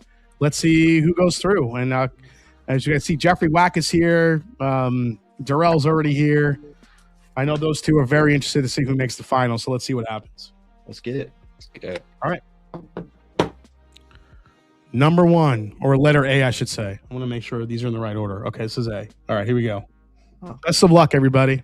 Best of luck, guys. Damn. It's good nose on Great it. nose. Yep. Smells a little. It smells, I know this sounds weird, but it smells like it's going to be oily. I know, man. I'm surprised by the wide range of color Yeah, I differences know. on these. Like there's a big difference in the color on these. Like it's Yeah, listen, it doesn't have to be super dark to be flavorful. That's what, Right. you know, got to figure that out. All right, so I get on the first one. On the nose, I'm getting like a twinge of almost like barbecue smoke, like something sweet. Yeah. Like some like old barrel stuff too on the nose. yeah, I'm getting an age on the nose. It's like a sweet oak barrel. Yeah, there's some age here, I think. I also think there's a nice viscosity to this blend too, which I really dig. Yeah, man. It's a very balanced pour. Yep. It's sweet citrus and Yep, nuts, front like- to back, balanced. This is again when we talk about integrated blends where you get a lot of great balance from front to back, sweet, spice, viscosity. I do think this brings it. It kind of hits all those little notes, which is nice. It checks every note that I like in a balanced whiskey. That's It's for sure. sticking to the glass. I don't know. Are we still pixelated, or can you see that? So people are saying that it's weird. It's not pixelated on the phone, Oh, interesting. but it is on the YouTubes. So I'm not sure what's going on there. Weird, man. YouTube has had its problems too lately. Yeah, they have. Yeah, yesterday I was running into an issue with them. Hey, before we get into the second sample, tell us a little bit about you guys, how you started, where you guys are now, and what you're planning for the future with your channel. Yeah, so we just we became whiskey friends. I was joking about when you were showing the meme of the week, like this is my best whiskey friend, and we. So that's gonna be you two guys at the old age home drinking the whiskey. I'm a little bit older than him, just a tit, but we've met through the different whiskey communities, and we hung out. Yeah, you were talking a few weeks ago, or I think last week. Yeah, You guys are Kanan. with Kanan from. Kanan is actually the guy that kind of like first ever put us on camera. Yeah. So he met us at Spillway, and we were hanging out, just having fun and just cutting up. And we didn't have a channel or anything at that point, and we called ourselves the MGP Sluts. And so there are T-shirts that are made that have, instead of the whole slut, it does have the little pound sign on it. So we cleaned it up a little bit, right? But yeah, so after that, we had some friends that are like, "Hey, you guys are like have so much fun together, just cracking up," and they're like, "Y'all should do a channel." And we're like, "Should we?" And like, so in last April or so after Spillway, we just said, "You know what? Screw it, we'll give it a run." And so we're brand new at this, and I honestly I didn't know a lot about whiskey tube at all. I've been into whiskey for many years, but I didn't really know much about the whiskey tube world, and we started completely blind. And since then, I've started following a lot of channels and really in this whole like learning phase. Like I'm learning so much as we go through this and meet cool people like you and you know Marty and Whiskey Nose and a lot of the other channels have been so cool to us. And and that's kind of the story. That's it, man. So we just started something and started going live on Sundays, and yeah, man, it's been fun. So Oh, that's cool, man. Mac lives in DC and I live in Houston, and so most of the time we're not together. Yeah, it's the first time. But I just luck of the draw. I'm in DC for work this week, and we got a hill day tomorrow, so that should be fun. Yeah, we're together. and so we're just hanging out in DC, and then actually speaking of Provenance, we're headed there on Friday. We're gonna go hang out with Jay, and he's gonna show us some cool stuff, we hope. And Max kind of got a friendship with Jay, and so. Yeah, man. That's kind of how this whole thing is kind of coming together. Yep. Oh, that's awesome. Hey, and Jason, I hate that the video's messing up. I'm gonna try one more thing, and if not, like let us come back to you in like 1 minute. Is that cool? Yeah, that's cool. We're gonna one more thing up my sleeve.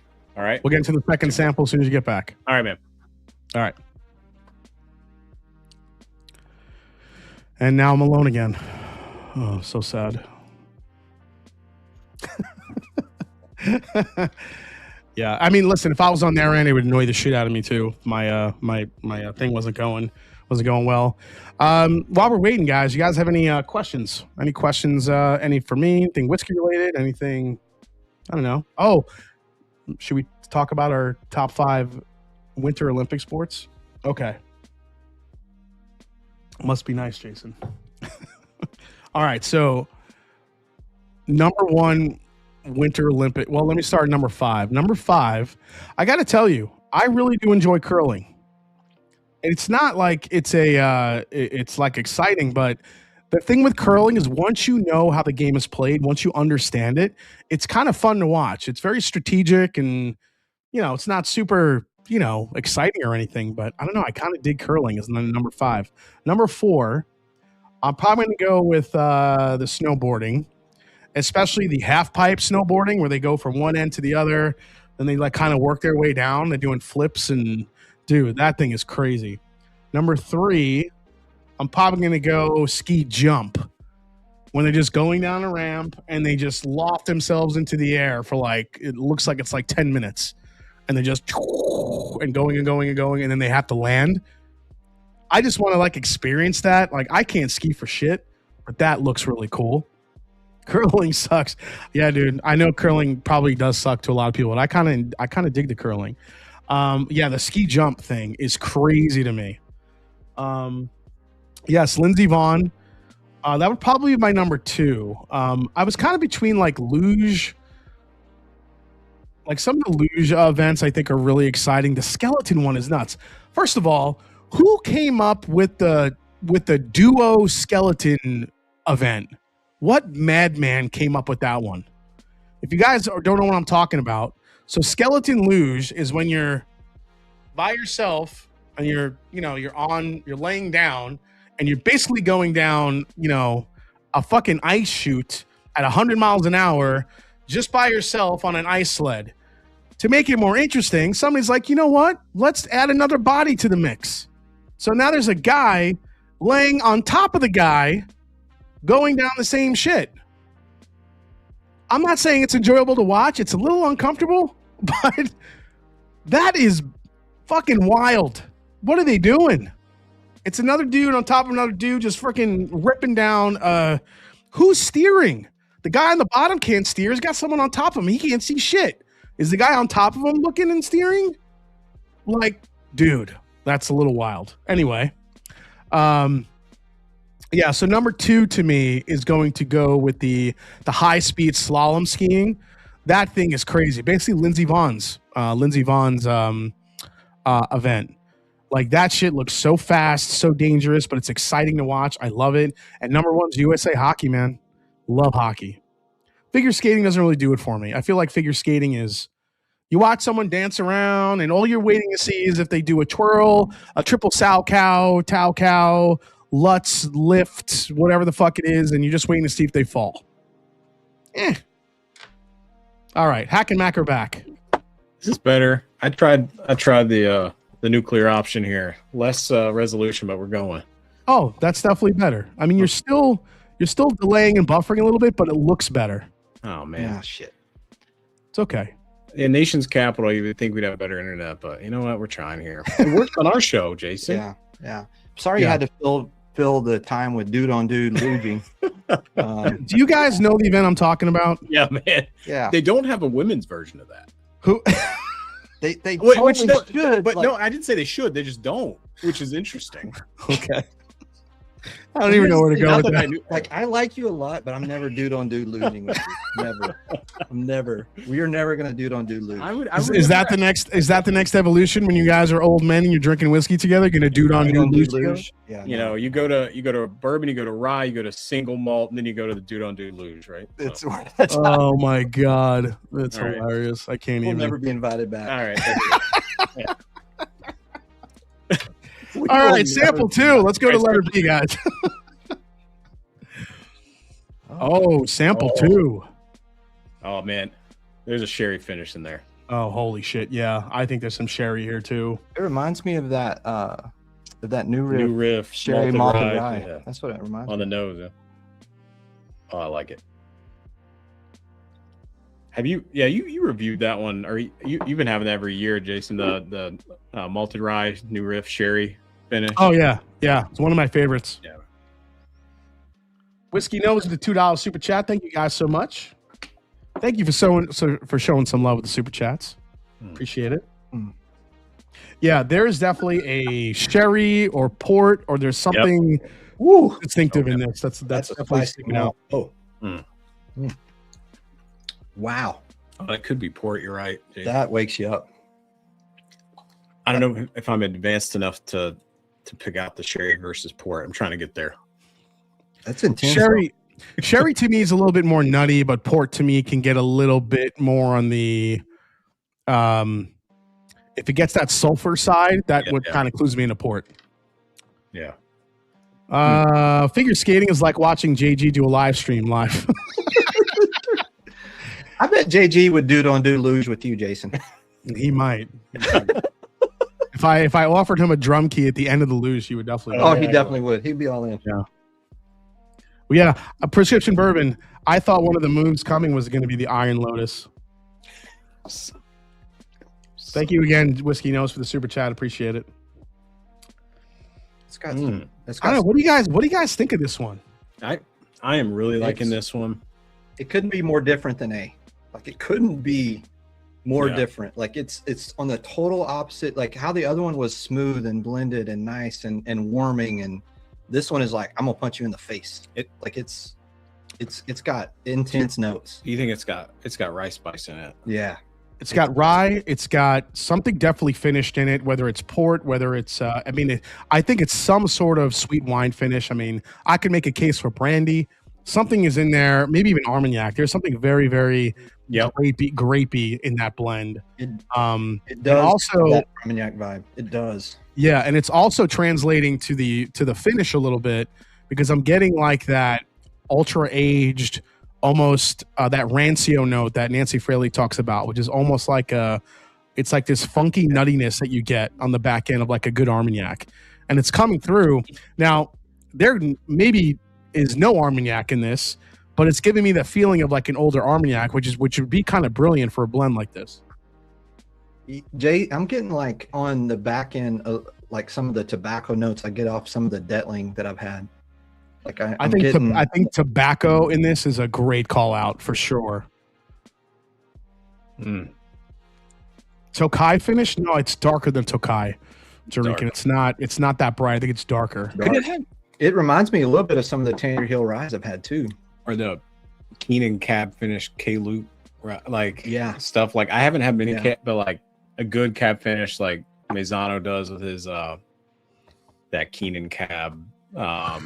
Oh yeah, I could see Cabernet in this too. I mean, again, because you know what, I would probably be more leaning towards Cab, because the finish in it, as much as I like it, it is a little bit drying, which you definitely can get with a little bit of a red wine cask finish. So okay, I like it. I love it. Yeah, it's good. I like it. I think I like it a little bit more than one, to be honest. I agree. It's definitely got more going on. That's for sure. All right, so now we're going to the lightest. Which is the middle one here. So let's see what we got here.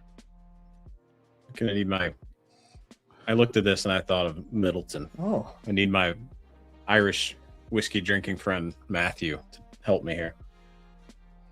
Don't say Nancy 3 times or else we are in trouble.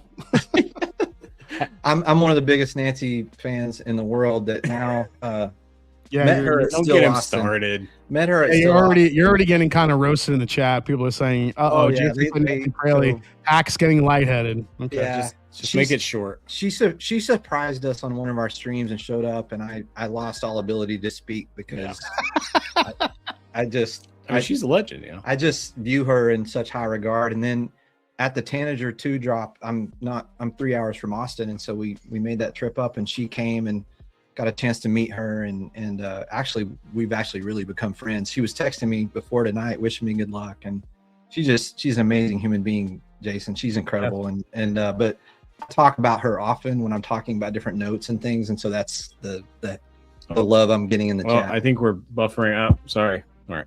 Anyway, no, actually, you're okay. I was just trying to get him to shut up. Jason. She can be shut up. Yeah, don't get me started on Nancy. I'll be quiet. All right. All right. So three somehow is lighter yet spicier on the nose. Definitely. Yes, I'm picking up a lot of baking spice on this. Yeah, I think because of how it looked, and I was thinking Irish or some sort of like. I started going into like the pot still thing, but the nose is very. This is tricky. Now, just so you guys know, Franken blend competition, they could pretty much blend whatever they want as long as it's not a flavored liqueur. So they could blend an Armagnac if they wanted. They could blend a rum if they want. They could blend, rye, bourbon. So this is a little bit more of an open, palate they get to work with. Oh, the nose is so different than what it tastes like. Like it's kind of got a sweet, like wine, kind of not wine, sweet, probably Irish whiskey nose. And then when you drink it, it's spicy. Like it's got It is like drinking hot honey. Yeah, I got honey. Yeah, like I get some like mango in here too. Yes, like hot honey, mango. There's tropical notes. I think if I were to guess, I think there's a high age Irish whiskey in here. Yeah. But the spice, though, where is that heavy spice coming from? I guess it could be an Irish whiskey. Irish whiskeys, if it's a pot still, maybe some Blue Note cast strength is in here or something. But like after you drink it, my lips are still tingling. Like it just, it's got some fire to it. Yeah. Do you think we could have some some high proof light whiskey in here with some maybe. I mean, light whiskey is a good call out. It could be. I mean, this type of proof. This is what I'm afraid of. I don't know how you do this, man. These blends are crazy. It's incredible. Well, this is why I need help, because I can't go through, like I need another party to help me out. And it's good that there's two of yous, because we can get like a 2 out of 3 vote if we need. Well, two of us might equal a half of. I definitely now that I'm like on the third sip of that, definitely get some licorice, some anise. Oh yeah. Definitely.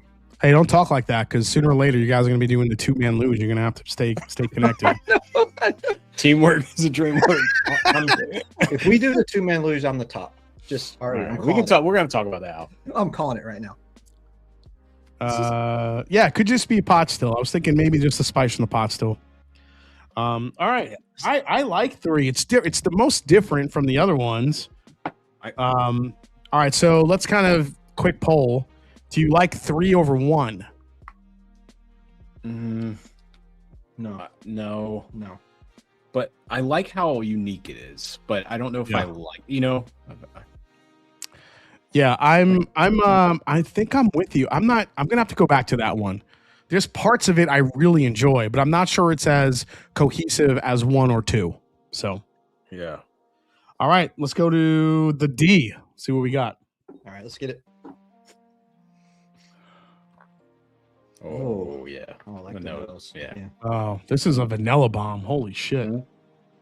Oh, this is fat kid whiskey. Yeah. Candy. I don't. Wheat. So, oh god, wheat. Do you smell some funky wheat, or do you smell some sour cherry funk?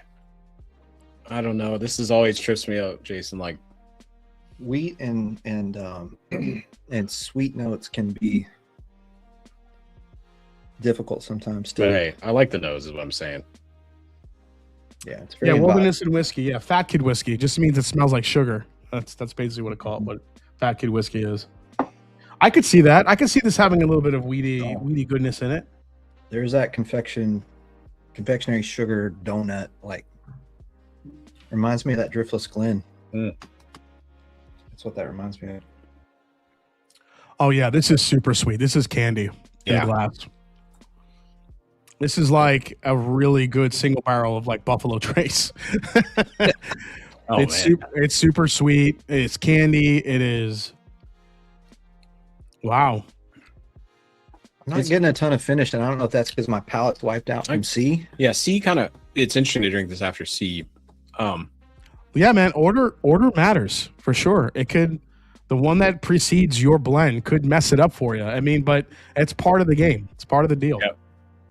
There's a little honey nut at the end. There's some tannic oak impact too at the end that I kind of like from the sweet front palate. I love the front and mid palate of this. Just the finish just dies off. It does die, and like I said, I don't know if that's because of C or if that's the blend. No, I mean, I just had water, took a couple of sips, and it's still doing the same thing. Yeah. The front and mid palate on this thing is killer. Yeah. Like, that's why I mean, like, it comes off like a Buffalo Trace product. Like, yeah, you know what else too? It reminds me of some of the nicer batches of Found North a little bit. Like, it's kind of got that Found North sweet. Oh, like some high aged corn whiskey deal. Yeah, old Canadian corn. I don't know. I think the spiciness is sticky on this. Like, I feel like an effervescence on the sides of my tongue. However, it doesn't translate to the back of the palate. It does sit though. That's a damn good note. It is different. Yeah. It's almost got like this ginger ale thing going on the mid palate. Also, it is really sticking in lines to this glass. Mm-hmm. Dude, it's crazy because you think something like this that has these kinds of legs with that type of stickiness would give you a big finish, but it's not delivering. Is our Wi-Fi still screwing up, man? I know this is our one big chance and we're blowing it. I promise our stream. Is somebody streaming Netflix in your house or some shit? No, man. No. It works on our stream. Thickless said, every paycheck I get, I give half of it to charity. And when she's not there, I give it to Diamond Kitty. Diamond Thickless. I like the name Thickless. It's a brilliant name. He got me and Whiskier last week. We totally went over our head. That was my favorite thing.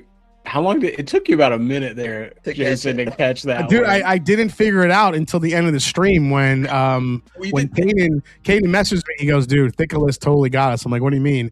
He goes, "Read it again," and I'm reading it. I'm like, "Holy shit, we are dumbasses." Oh man, it's I don't know how you do it. We have like 40 people that watch it, which we're so grateful that anyone will even watch us on Sunday nights, and it's hard enough for 2 people to go through that, but you've got 2 million people or something, and you handle yourself well, sir. It's just practice. Well, I like this one. I don't know if it's a huge standout for me over A or B. That's just what I still like B the most. Yeah. A and D I think are, I'm not saying they're interchangeable, but I think they're close. It's just, I'm gonna have to go back to that and see which one I like more, but they both are really good for different reasons. Yeah. Agreed. All right, guys. Letter E. Here we go. Last one. Holy shit, the nose on this. And the color too. I mean, I was just looking. Oh my gosh. Okay. Single malt nose. Single malt for sure. Single malt for sure. Cedar Ridge. Yeah. Oh, maybe Cedar Ridge. Oh, that's a great call. I just get maybe American single malt. American single malt could give me a lot of like chocolatey vibes, but Cedar Ridge and Stranahan's, and even Westward to a degree. are three that I feel like give you more signature maltiness versus like the chocolatey type of American single malt vibes that you get from like New Riff or Del Bach or some other brands. Jason, did your pick create the small batch that they put on the TTB? Yes. Yeah, I thought so. That's pretty cool. Yeah, that orange cherry one, we picked that barrel before anybody had it. They actually had to. We waited on that barrel because they had to get a new label made, so we were able to do that. That PX orange one, it's freaking delicious. So. I think with Cedar Ridge, I get a bit of that. Like, there's some dough like pastry on the nose, and for some reason, it just immediately hits me. But that could be other American single malts too, Jason, that I may not know enough about. Like, I've had a little bit of strain of hands, but I don't know if you want to read Sweet Cindy's comment, but that's on you. That's on you guys. We love her. She gives us a fair amount of she gives us appropriate amount. Yeah, there's something deep and rich here. There's definitely something malty here. I love the depth. Just on the nose, I haven't even tasted it yet, but I could nose this forever. This has probably the best nose of the night besides 2. Yeah. Yep. Yeah. Oh, holy shit! Oh my god, the palate, dude. It's so that's complex. Yeah, it's very complex. It's complex. I got like 5 different notes in my head right now, front to back. Holy shit, that's good. And here's the cool thing about this competition is that a lot of these samples have been sitting for weeks. So, over time, as I'm sure Hack Nancy has told you, since you're such a fanboy. She lets blends sit for at least a year before she releases it. Yeah. Because a lot of things can change. So these Blendageddon blends, they do change a lot over the course of weeks. They could either get worse or they can get better. So I think we're seeing here kind of the culmination of some of these blends on how they're evolving in their little sample jars, I should say. Yeah. I mean, because that's the thing is, I think, look, first of all the folks that did a blend tonight, like this is like impressive. Like the fact that us two jokers are judging you is kind of funny because like the skills that it takes to create these, there's nothing I don't like. Like all of this is good whiskey. Remember my cigar blend? Yeah, it was awful. It was awful. I had to do a cigar blend. It was the worst. Well, I mean, here's the thing. It's gonna, no matter what your level of whiskey, experience is, it's always going to come down to, for me, it's always going to come down to what the person likes more over the other. You guys have you've had cigar blends. You've had a lot of different, I went back and watched your videos. I do my research. You guys have good notes. You guys try different whiskeys. You know what you like, and that's really what you need. Listen, these blends that made it here all are really good, but there are going to be, when you have them in a blind and when you're kind of testing them against each other, there are going to be standouts no matter how good they are. Because remember, a couple of these blends went against other blends that they already beat out. Now we're getting down to the creme de la creme here. Yeah. And Jason, I think for me too, I might be a little different than you guys. Like I think I tend to like a more balanced, smooth pour that connects. Dude, you made the worst mistake in whiskey YouTube. You can't say smooth. You can't say. That's. I thought I'm not supposed to say bespoke, but smooth. I mean, between our you can't say bespoke either. You can't say smooth. You can't say smooth. You can't say bespoke, and you can't say ethos. Those are the 3. Those are good on 2 words. I'm 2 out of 3. Well, now I'm going to defend bespoke here, and now we're really going to be canceled. So. Yeah. Anyway, we believe in Jay's bespoke. We believe we do. We're believers. All right. So what do you? Because I love A actually. Now, but wait, we didn't finish E. I know. Wait, Jason, pull us back together. We're losing it. I think like I get a pie, like almost like an apple pie thing here on the palate. Like it's got that pastry. There's something else though. Pastry is a great call out. I think there's like some cinnamon apple in here. Yeah.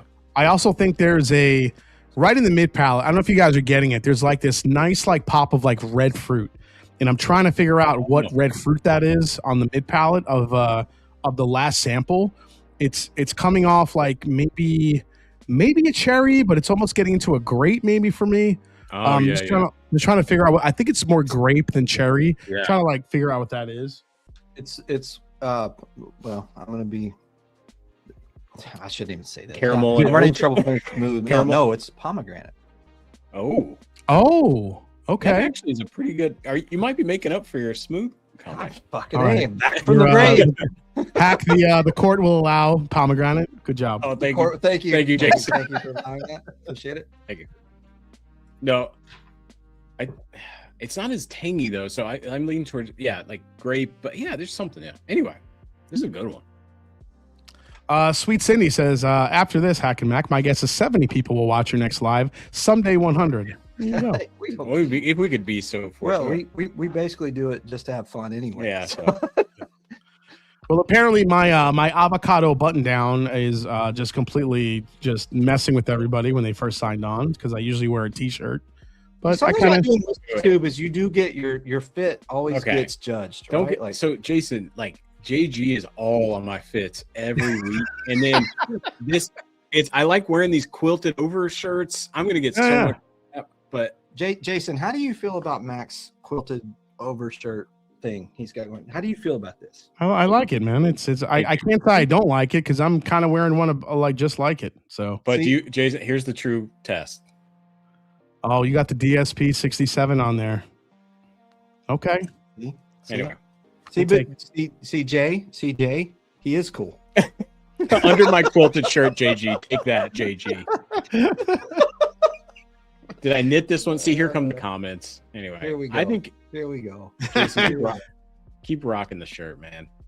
Jay right now is firing up the AI machine. Like he's straight up. Jay, he's on the AI machine. He's going to do a picture of you quilted something. It's a trap, Jason. Not Jason. Do you knit this one much? 6'7". Yeah. See, this is what I get. Yeah. All right, guys, let's go back into let's go reverse order now, real quick.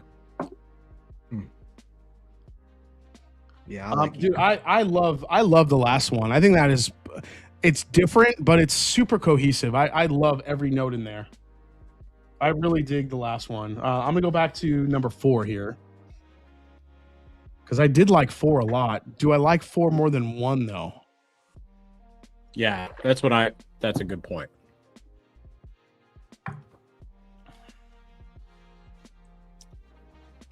Man, 4 is really good. Are you trying against 1?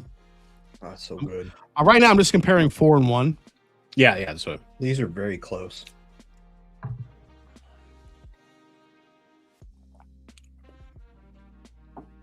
Holy shit, 1 is so layered.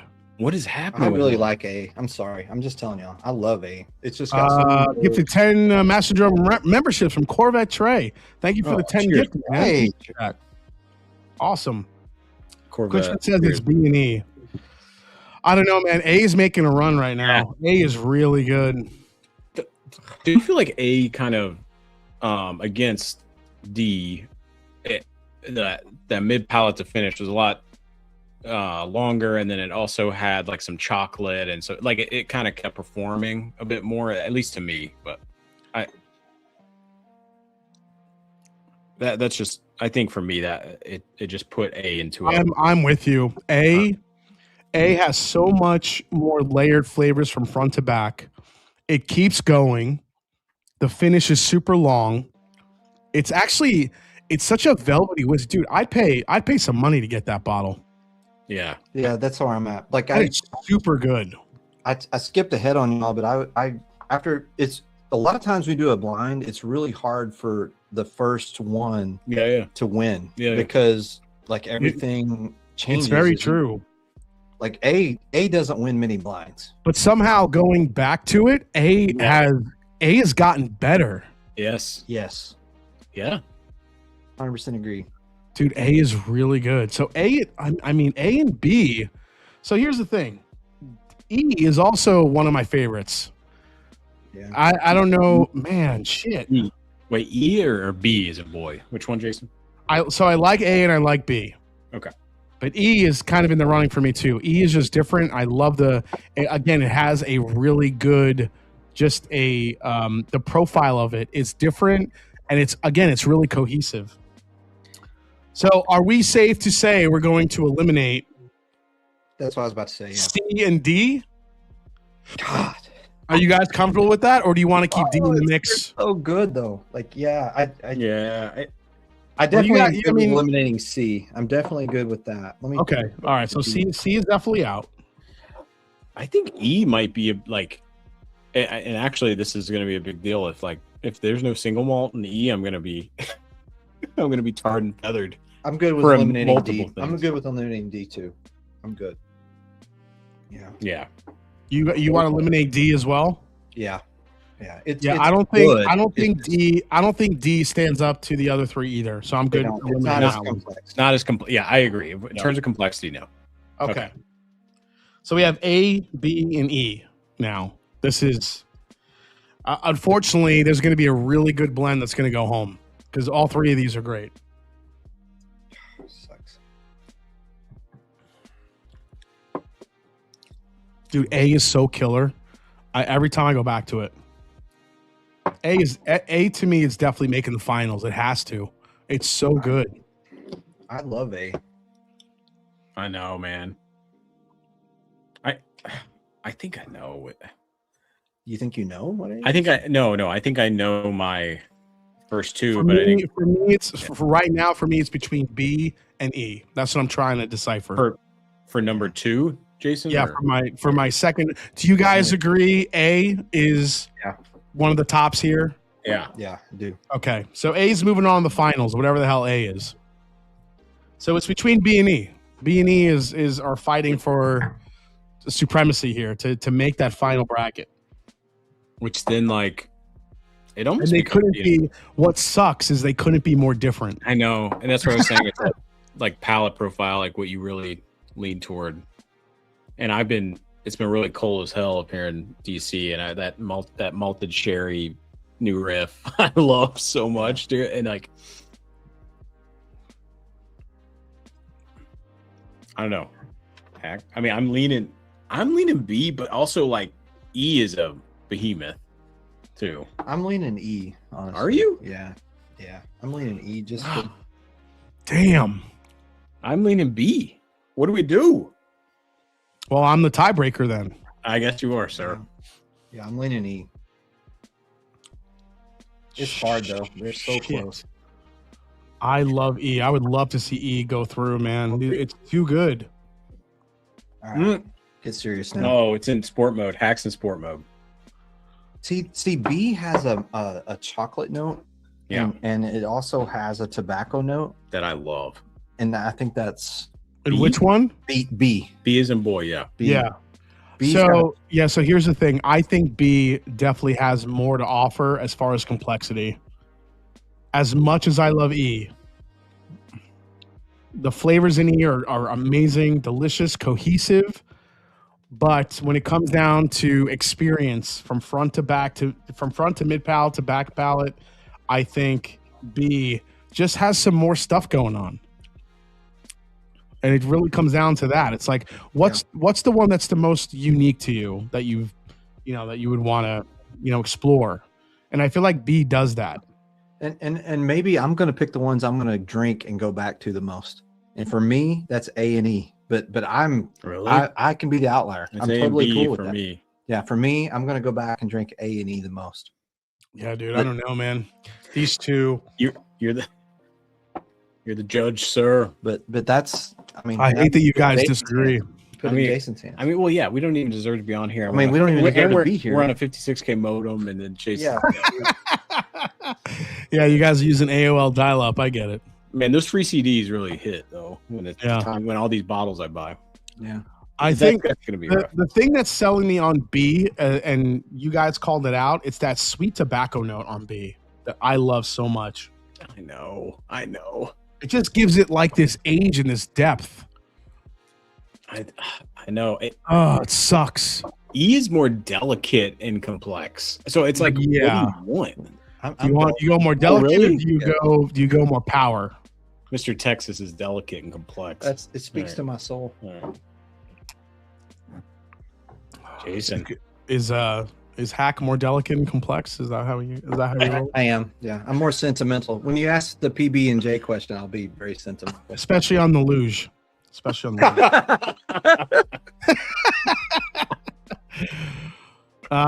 Okay. Where do I go here? This is tough. Listen to your heart. A for sure. Yeah, A's a winner. A's a winner. A is definitely getting through. You're all winners in my book. I bet A is Durrell's. You think A is Durrell's? Yeah. Could be. Durrell's a fucking killer blender, He's man. a monster. Yeah.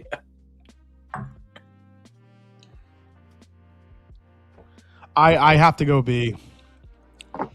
There's something about B that is just, I want to keep drinking it and unpack it. I know. It's good. As much as I love E, and this kills me because E is a really good blend. Shit. But E, unfortunately, just ran into B. And I think B just has more going on. So. It's fair. All right. Max dial-up internet. Damn it. It's a fun show tonight, even with Max dial-up internet. Okay. This never happens on our show. Because I'm the one that runs it. I know. Hack runs it. All right. So we're blaming Mac for this one. Okay. Yeah, no, I fully am. Yeah, it's all good. All right, guys. We apologize, Jason. Oh, we do apologize. You don't have to apologize. You don't have to apologize for anything. I've had some fucking crazy guests, so it's all good. We're so all right. Sweet I Cindy. don't know. Do we add is E good enough to add as a wild card, like to the last round? Well, you've tried them all. We haven't. I mean, I love E. Final round wild card, maybe E does get in as a wild card for the final round. I like that idea. That would be fun. I like it. You know what? I'm doing it. I mean, Jason, another day. It's your show. I mean, you know this, like, another day you come back to things and you're like, no, this is my jam. I'm doing it. E is too good, I feel like, to just be thrown away. So that's right. Here are the distinctive winners. All right. We have A and we have B. Yeah. Those two are going to the final four. The last one, E, screw it. I'm throwing it in as a wild card. I just want to see what happens. So here we go. All right. Here are the results. It's a little piece of paper. And here's the other cool thing, guys. The ones that get knocked out, we get to find out what's in their blends. So let's see. This is gonna get nuts. See this. This is gonna get nuts. Okay. Holy shit. I'm done. What? I can't wait to see. Wait, which one did you? What? Oh my god. What?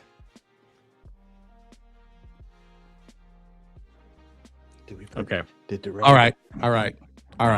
Let me just. Okay. Let's start with the ones that got eliminated. Yeah. Okay.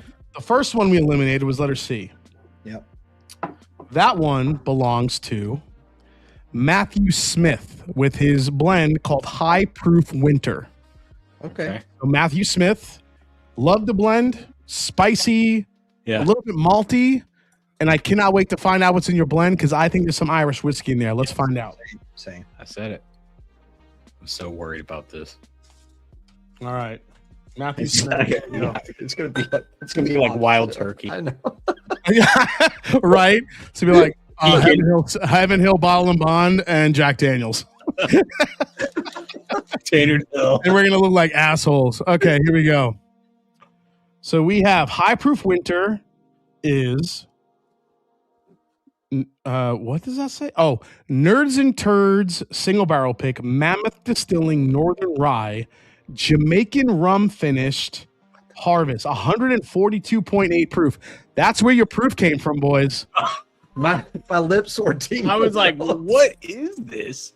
Holy shit. This ain't no 84 proof. Obtainium Canadian whiskey, 27 years old, the Dukes of Hazmat, 160 proof. Dude, Matthew Smith was trying to kill us. Dear God.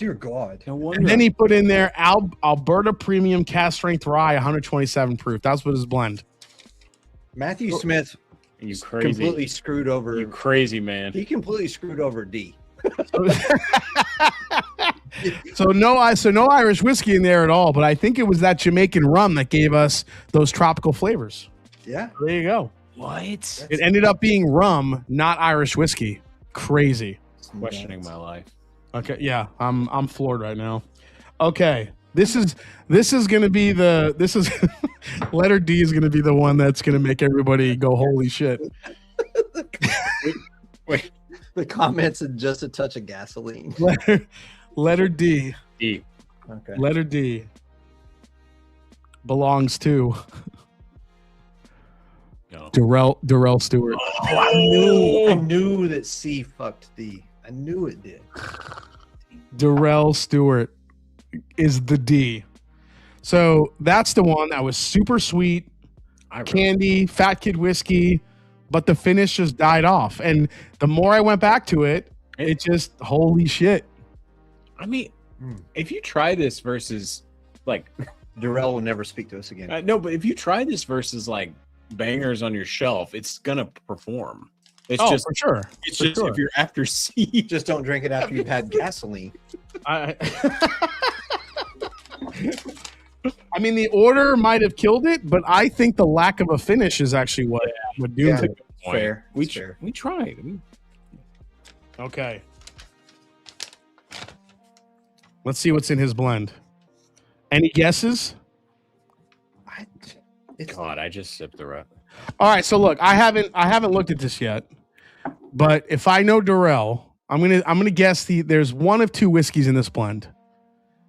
I think he blended probably some of his own picks, but there's one brand I know he loves that I think he would use in a blend, and that's Copper and Cask. Yeah. So I think there's a Copper and Cask whiskey in here, and I'm also going to guess there's a K. Luke in here. So those are the two that I'm guessing that are in his blend. I'm blend of a blend. There's some kind of MGP in here, I think. Well, that's what I was. Yeah. So all right, so I'm going to open this up and let's see what's in his blend. Okay. Shit. Nailed it. First component, 2 parts Copper and Cask, 9-year small batch. It's damn good though. You nailed it. 2 parts Hello Again Whiskey Friends, Green River pick. Okay. Okay. 1 part Evernorth Essence, Andre the Giant Green River pick. 1 part Hello Again Whiskey Friends, Evernorth Essence, Sergeant Slaughter Weeder. That's the Southern Distilling. Mac, you said it smelled like a weeder to you, so you nailed that. Awesome. Nice work. I mean, had that on the nose. And 1 part Case 1 rum pick, Rum Forest rum. I had that pick, and it's freaking delicious. So he did 4 of his own picks, and then a Copper and Cask 9-year small batch. I mean, it was great. I mean, it's delicious, but I just think the Darrell, where it fell off was the finish on it. The finish just kind of died, unfortunately. And I don't know if that was a product of if it's just sitting or the fact that you followed a whiskey that was like 198 proof. I can't wait to see what the proof is on E. Because if he was sandwiched between 2 really high proof, like that's. Well, here's the thing: we're not going to know what E is. Oh, no, we're not. Oh. I don't reveal the ones that are making it through, right. but no. I will tell you guys who did make it through. Letter A, the one that I think we collectively love the most, was the wild card in this bracket. What? Okay. Whoa. This is Inky, Blinky, Pinky, and Clyde by Hooper. Let's go, Hooper. So if you look at the bracket here, if you look on the right side in the middle where it says WC, he was the wild card entrance into. So this wasn't the favorite when he was in the bracket, but it was good enough that I felt to put through the wild card, and he just won the shit out of this. Oh, let's go Hooper. And I think that's because, again, we talked about it earlier. I think the blend sitting over time has gotten better. Yeah. And that thing is killer. So, Hooper, congratulations, which means letter B.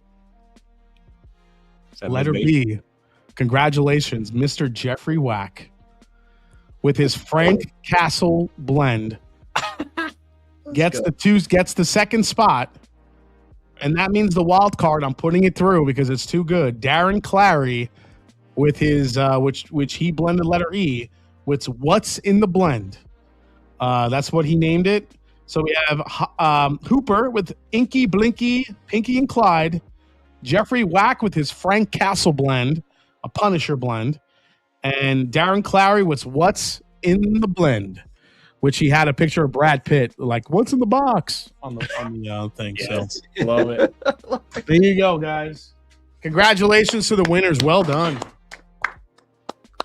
Wow.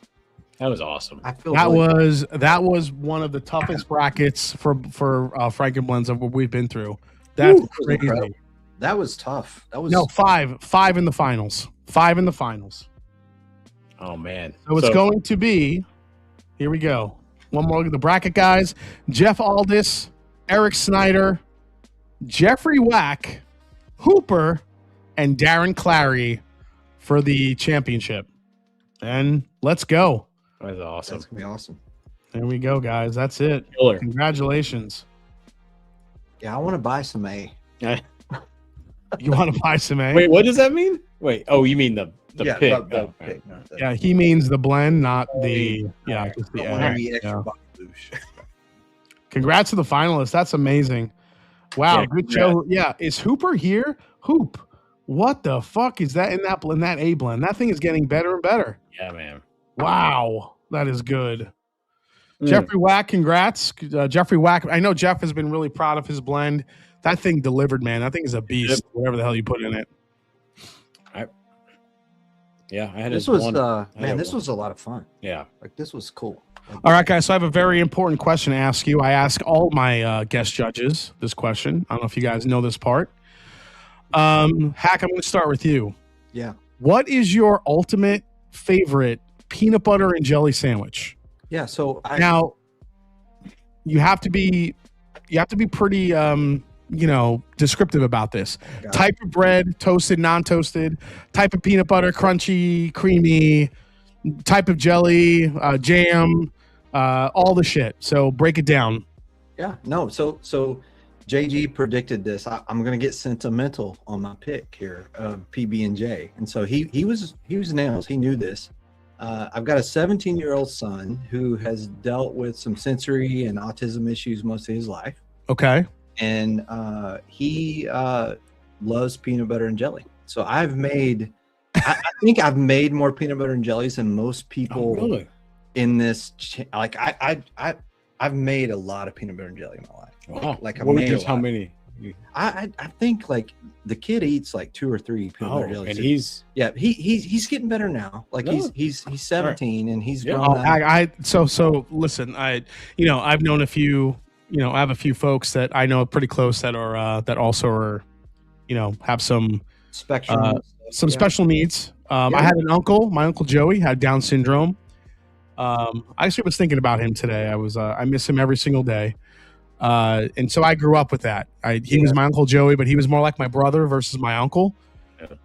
He ate a lot of crazy shit though. My grandmother would feed the shit out of him. He loved eating. So, but this is kind of like this is cool. So yeah. So I'm guessing you're going to give me the peanut butter and jelly you make for your son every day. Yeah, absolutely. That's exactly what I'm going to give you. All right. So what is he like? So you got to have Mrs. Baird's bread. Have to. Mrs. Baird's is an important part of this, and not the thin slice Mrs. Baird, but the regular slice. Like like how Mrs. Baird's has different, size. Do you have? Is Mrs. Baird's like? Is that a Texas thing? Am I? I don't know if I know it. Am I talking Texas right now? Like Mrs. Baird's, is that not like a national bread brand? I don't really know it. I don't know. Okay. Jason, yeah, I don't know what that is, but I'm going. Let's go with it. Holy shit! Keep going. Holy shit! Okay, Keep going. So Mrs. Baird's is like I guess it is our bread that we go to, and it's a little thicker. Okay. It's a little thicker. Okay. And, I don't mind thick bread. Toasted or untoasted? Definitely not toasted. Okay. The texture wouldn't work for the toasted for him. All right. So now peanut butter. Yeah, it has to be Peter Pan creamy. Has to be Peter Pan creamy. Okay. I can't do Jif. I can't do store brand. It has to be Peter Pan. I think you're about the second or third person that has actually called out Peter Pan. So that's cool. Yeah, gotta be. All right. So I'm sorry. What is your son's name? Drew. Drew. Shout out to Drew. Drew, your dad. Hopefully, your dad is keeping you fueled with all this peanut butter and jellies. I make every day. I make a shit ton of them. And so what jelly does Drew like? Has to be Welch's grape jelly, in the squeezable bottle. Oh, the squeeze bottle. Nice. Be the squeeze bottle, and that's mostly for speed because he waits until the last minute to tell me he's hungry, and then Dad's you got to make that fast. I'm like a NASCAR like pit stop thing, like got to have the peanut butter and jelly, and so that's awesome. And then very important aspect, you have to cut the crust off. You have to. Oh yeah. Oh, so all right. So no crust for him. No crust, and you got to cut it in triangle. Triangle. See, I think the triangle cut is deeply overrated. I think you got to go triangle. Yeah, you gotta. So that's awesome, dude. Hack that. I love that story, and I love the fact you do that for your son. So I hope you make Drew an extra peanut butter and jelly tomorrow and say it's from Jason Steve from the Master Drum. I appreciate that for sure. So that's my story. That's awesome. All right, Mac, where are you at? You better top that one. That's gonna be hard to top. And I can't do that. I don't have an awesome son to feed. I have a 13-year-old dog, but you know what? We're rolling here. So I'm sure your 13-year-old dog would eat the shit out of a peanut butter and jelly though. Yeah, but I think for me, right, there's like two things where it's like now that I'm older, right? Whatever you do, like fancy. No, we're not going fancy. We're going back when I was a kid, what I ate. And nostalgia to me, I'm revealing a lot here on this stream here. And JG's going to give me crap for it. But anyway, here, so I watched Peter Pan, the movie every morning. So you didn't really have to tell us that, but okay. So why am I doing this? Are you trying to be more emotional than me? I guess so. I'm getting there. Now? Okay. So for that being said, I would get a peanut butter jelly sandwich every morning from my lovely mother. And it is on bunny bread. Bunny? Do you know bunny? No. Is that a Tennessee thing? Bunny bread, I know. Okay. That's like a Tennessee. Mrs. Baird does not know, but bunny is bunny bread. It's a white bread, and it's Peter Pan, but it's the crunchy. Okay. Yeah, and the only difference here is Welch's strawberry jelly, which is the jam. So you go Welch's strawberry. Wait, I'm sorry, jelly or jam? So I think it's the jelly. And, okay. Yeah, and so man, that Peter Pan's equal dude luge.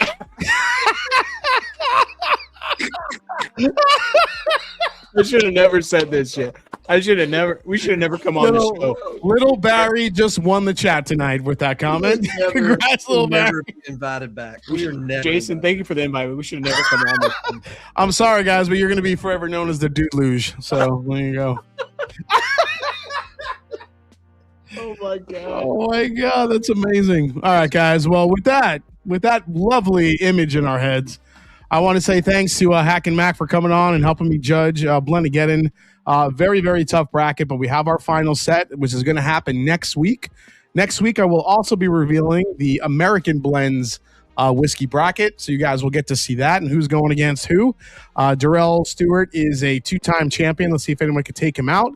And on top of that, definitely want to thank everyone for coming along. Hack and Mac, tell everybody where to find you real quick if they don't know your channel yet. No, we're at Hack and Mac on YouTube, and we go live every Sunday night, 8 p.m. Central. Come hang out with us. We just like to have fun. Our main thing is whiskey should be fun, and that's what we do. We just have a good time, man. And this is a dream of ours, and cannot say thank you enough, Jason. Thanks, Jason. Dude, like this is for you to invite us little dudes on here. Like, thank you. Means the world. Appreciate it, man. What it's about, man. There's no little, no big. All rising tides rise all ships. So I'm glad you guys could come on, hang out, spend some time. Guys, we'll see you next week right here in the Master and Drum, where we're going to reveal our final winner for Blendageddon and Franken Blends. I already do have a special guest judge lined up. It's going to be a good time. You're going to want to tune in. So we'll see you next week. As I always say, it's not about the whiskey. It's the people you share it with. Cheers. And I'll see you next week right here on the Master Drum. Cheers. Love all you guys. Thanks for all the support. See you next week. Thanks, Jay.